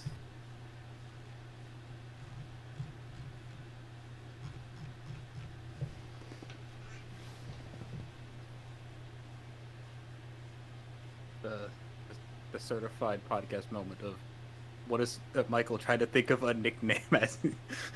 That's the hardest part about it's definitely fun, and we're definitely not at all and necessarily need to see your votes, Michael. It's definitely not important to know what you vote. Ooh. I wonder if Michael's gonna vote. I wonder if it's just gonna be Nokotan. So Nokotan. I think you could have been more wrong on what I voted, actually. No, you could have been more wrong. So here it comes. I could have not voted Nokotan. We have full saves on Makeine and Senpai. We have one slay on Alya, Elusive, and Wistoria. We doing wild shit this week, boys. We got 2 slays on Shoshimin. Slaying all 3 of those shows is fucking wild. We have 2 slays on Shoshimin, and we have a tie of 3 slays on Pseudo Harem and Nokotan. I'm already pulling up the wheel. Okay. Don't you worry. Now, ladies and gentlemen, if you're not familiar with how this works, Mason is going to put 2 shows. What do you mean slay pseudo harem, guys? It ended. Mason is gonna put the 2 shows on a wheel, like he already has. And what he's gonna do is he's gonna spin it. And when he spins it, the show it lands on dies. It's gone. There's no bringing it back. There's not another I have a option. question, Sean. Yeah. Have I ever won one of these wheels? I don't Ever. know.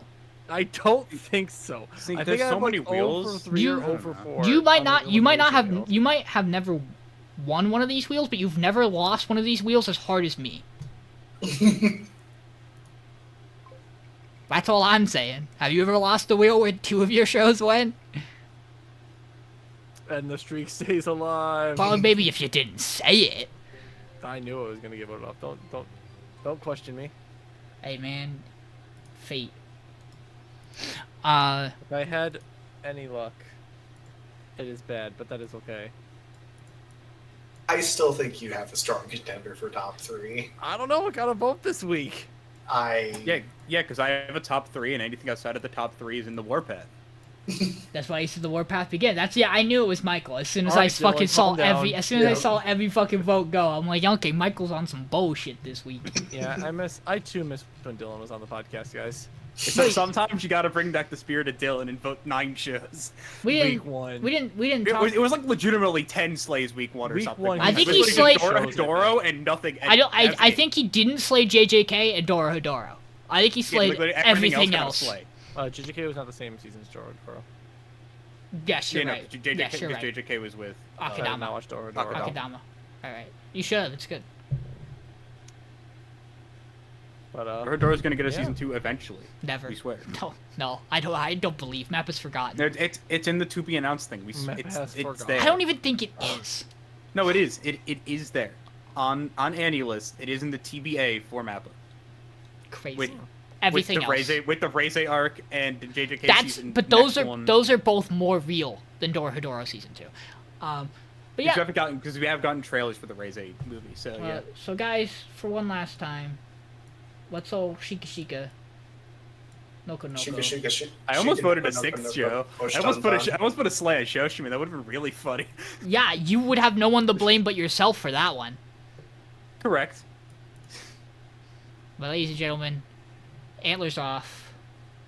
Would it be funny if there was a way for me to just crop the antler and or skulls and remove the skulls as well as the antlers? Wouldn't that have been a crazy fucking That would have been a time? wild surprise. But unfortunately, Sean, you are not the graphic design artist of passion. What do you mean? I definitely don't have people every day tell me that my overlay looks bad. That the colors are not good and I should change them. To which I go, I'm committed to the podcast. I keep things color-coded the way they always have, and you can't convince me otherwise. I do say the color splash, but I wasn't gonna say it. No, yeah, the green and orange particularly are not necessarily great, and there are some seasons where it's not good. But you ain't gonna find me. But that's okay. There's some seasons where not good either, so it matches. Hey, you want this to look better?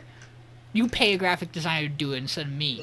Get this channel popular enough that I make money to actually justify putting in more work than I have spent more money on this podcast than I'll ever make off it. You got my Crunchyroll subscription, the logo we've commissioned. It's a rough life out here. One day, maybe. Understandable. The day we get popular is the day we do our last season of this podcast. That's just how it will be. People will be like, wow, what a cool show. And then we'll be like, by the way, we're done. We're too busy with life, dude. We're all old now. We're all old. We've been doing this podcast for 10 years. I already got 4 kids at this We're point. already It's over. close. We're already close to that, in a way. I've been doing this podcast a long time. I've been doing it for 3 years now. I've been doing it That's since wild. I've been doing it since Violet Evergarden. Oh God. I'm John.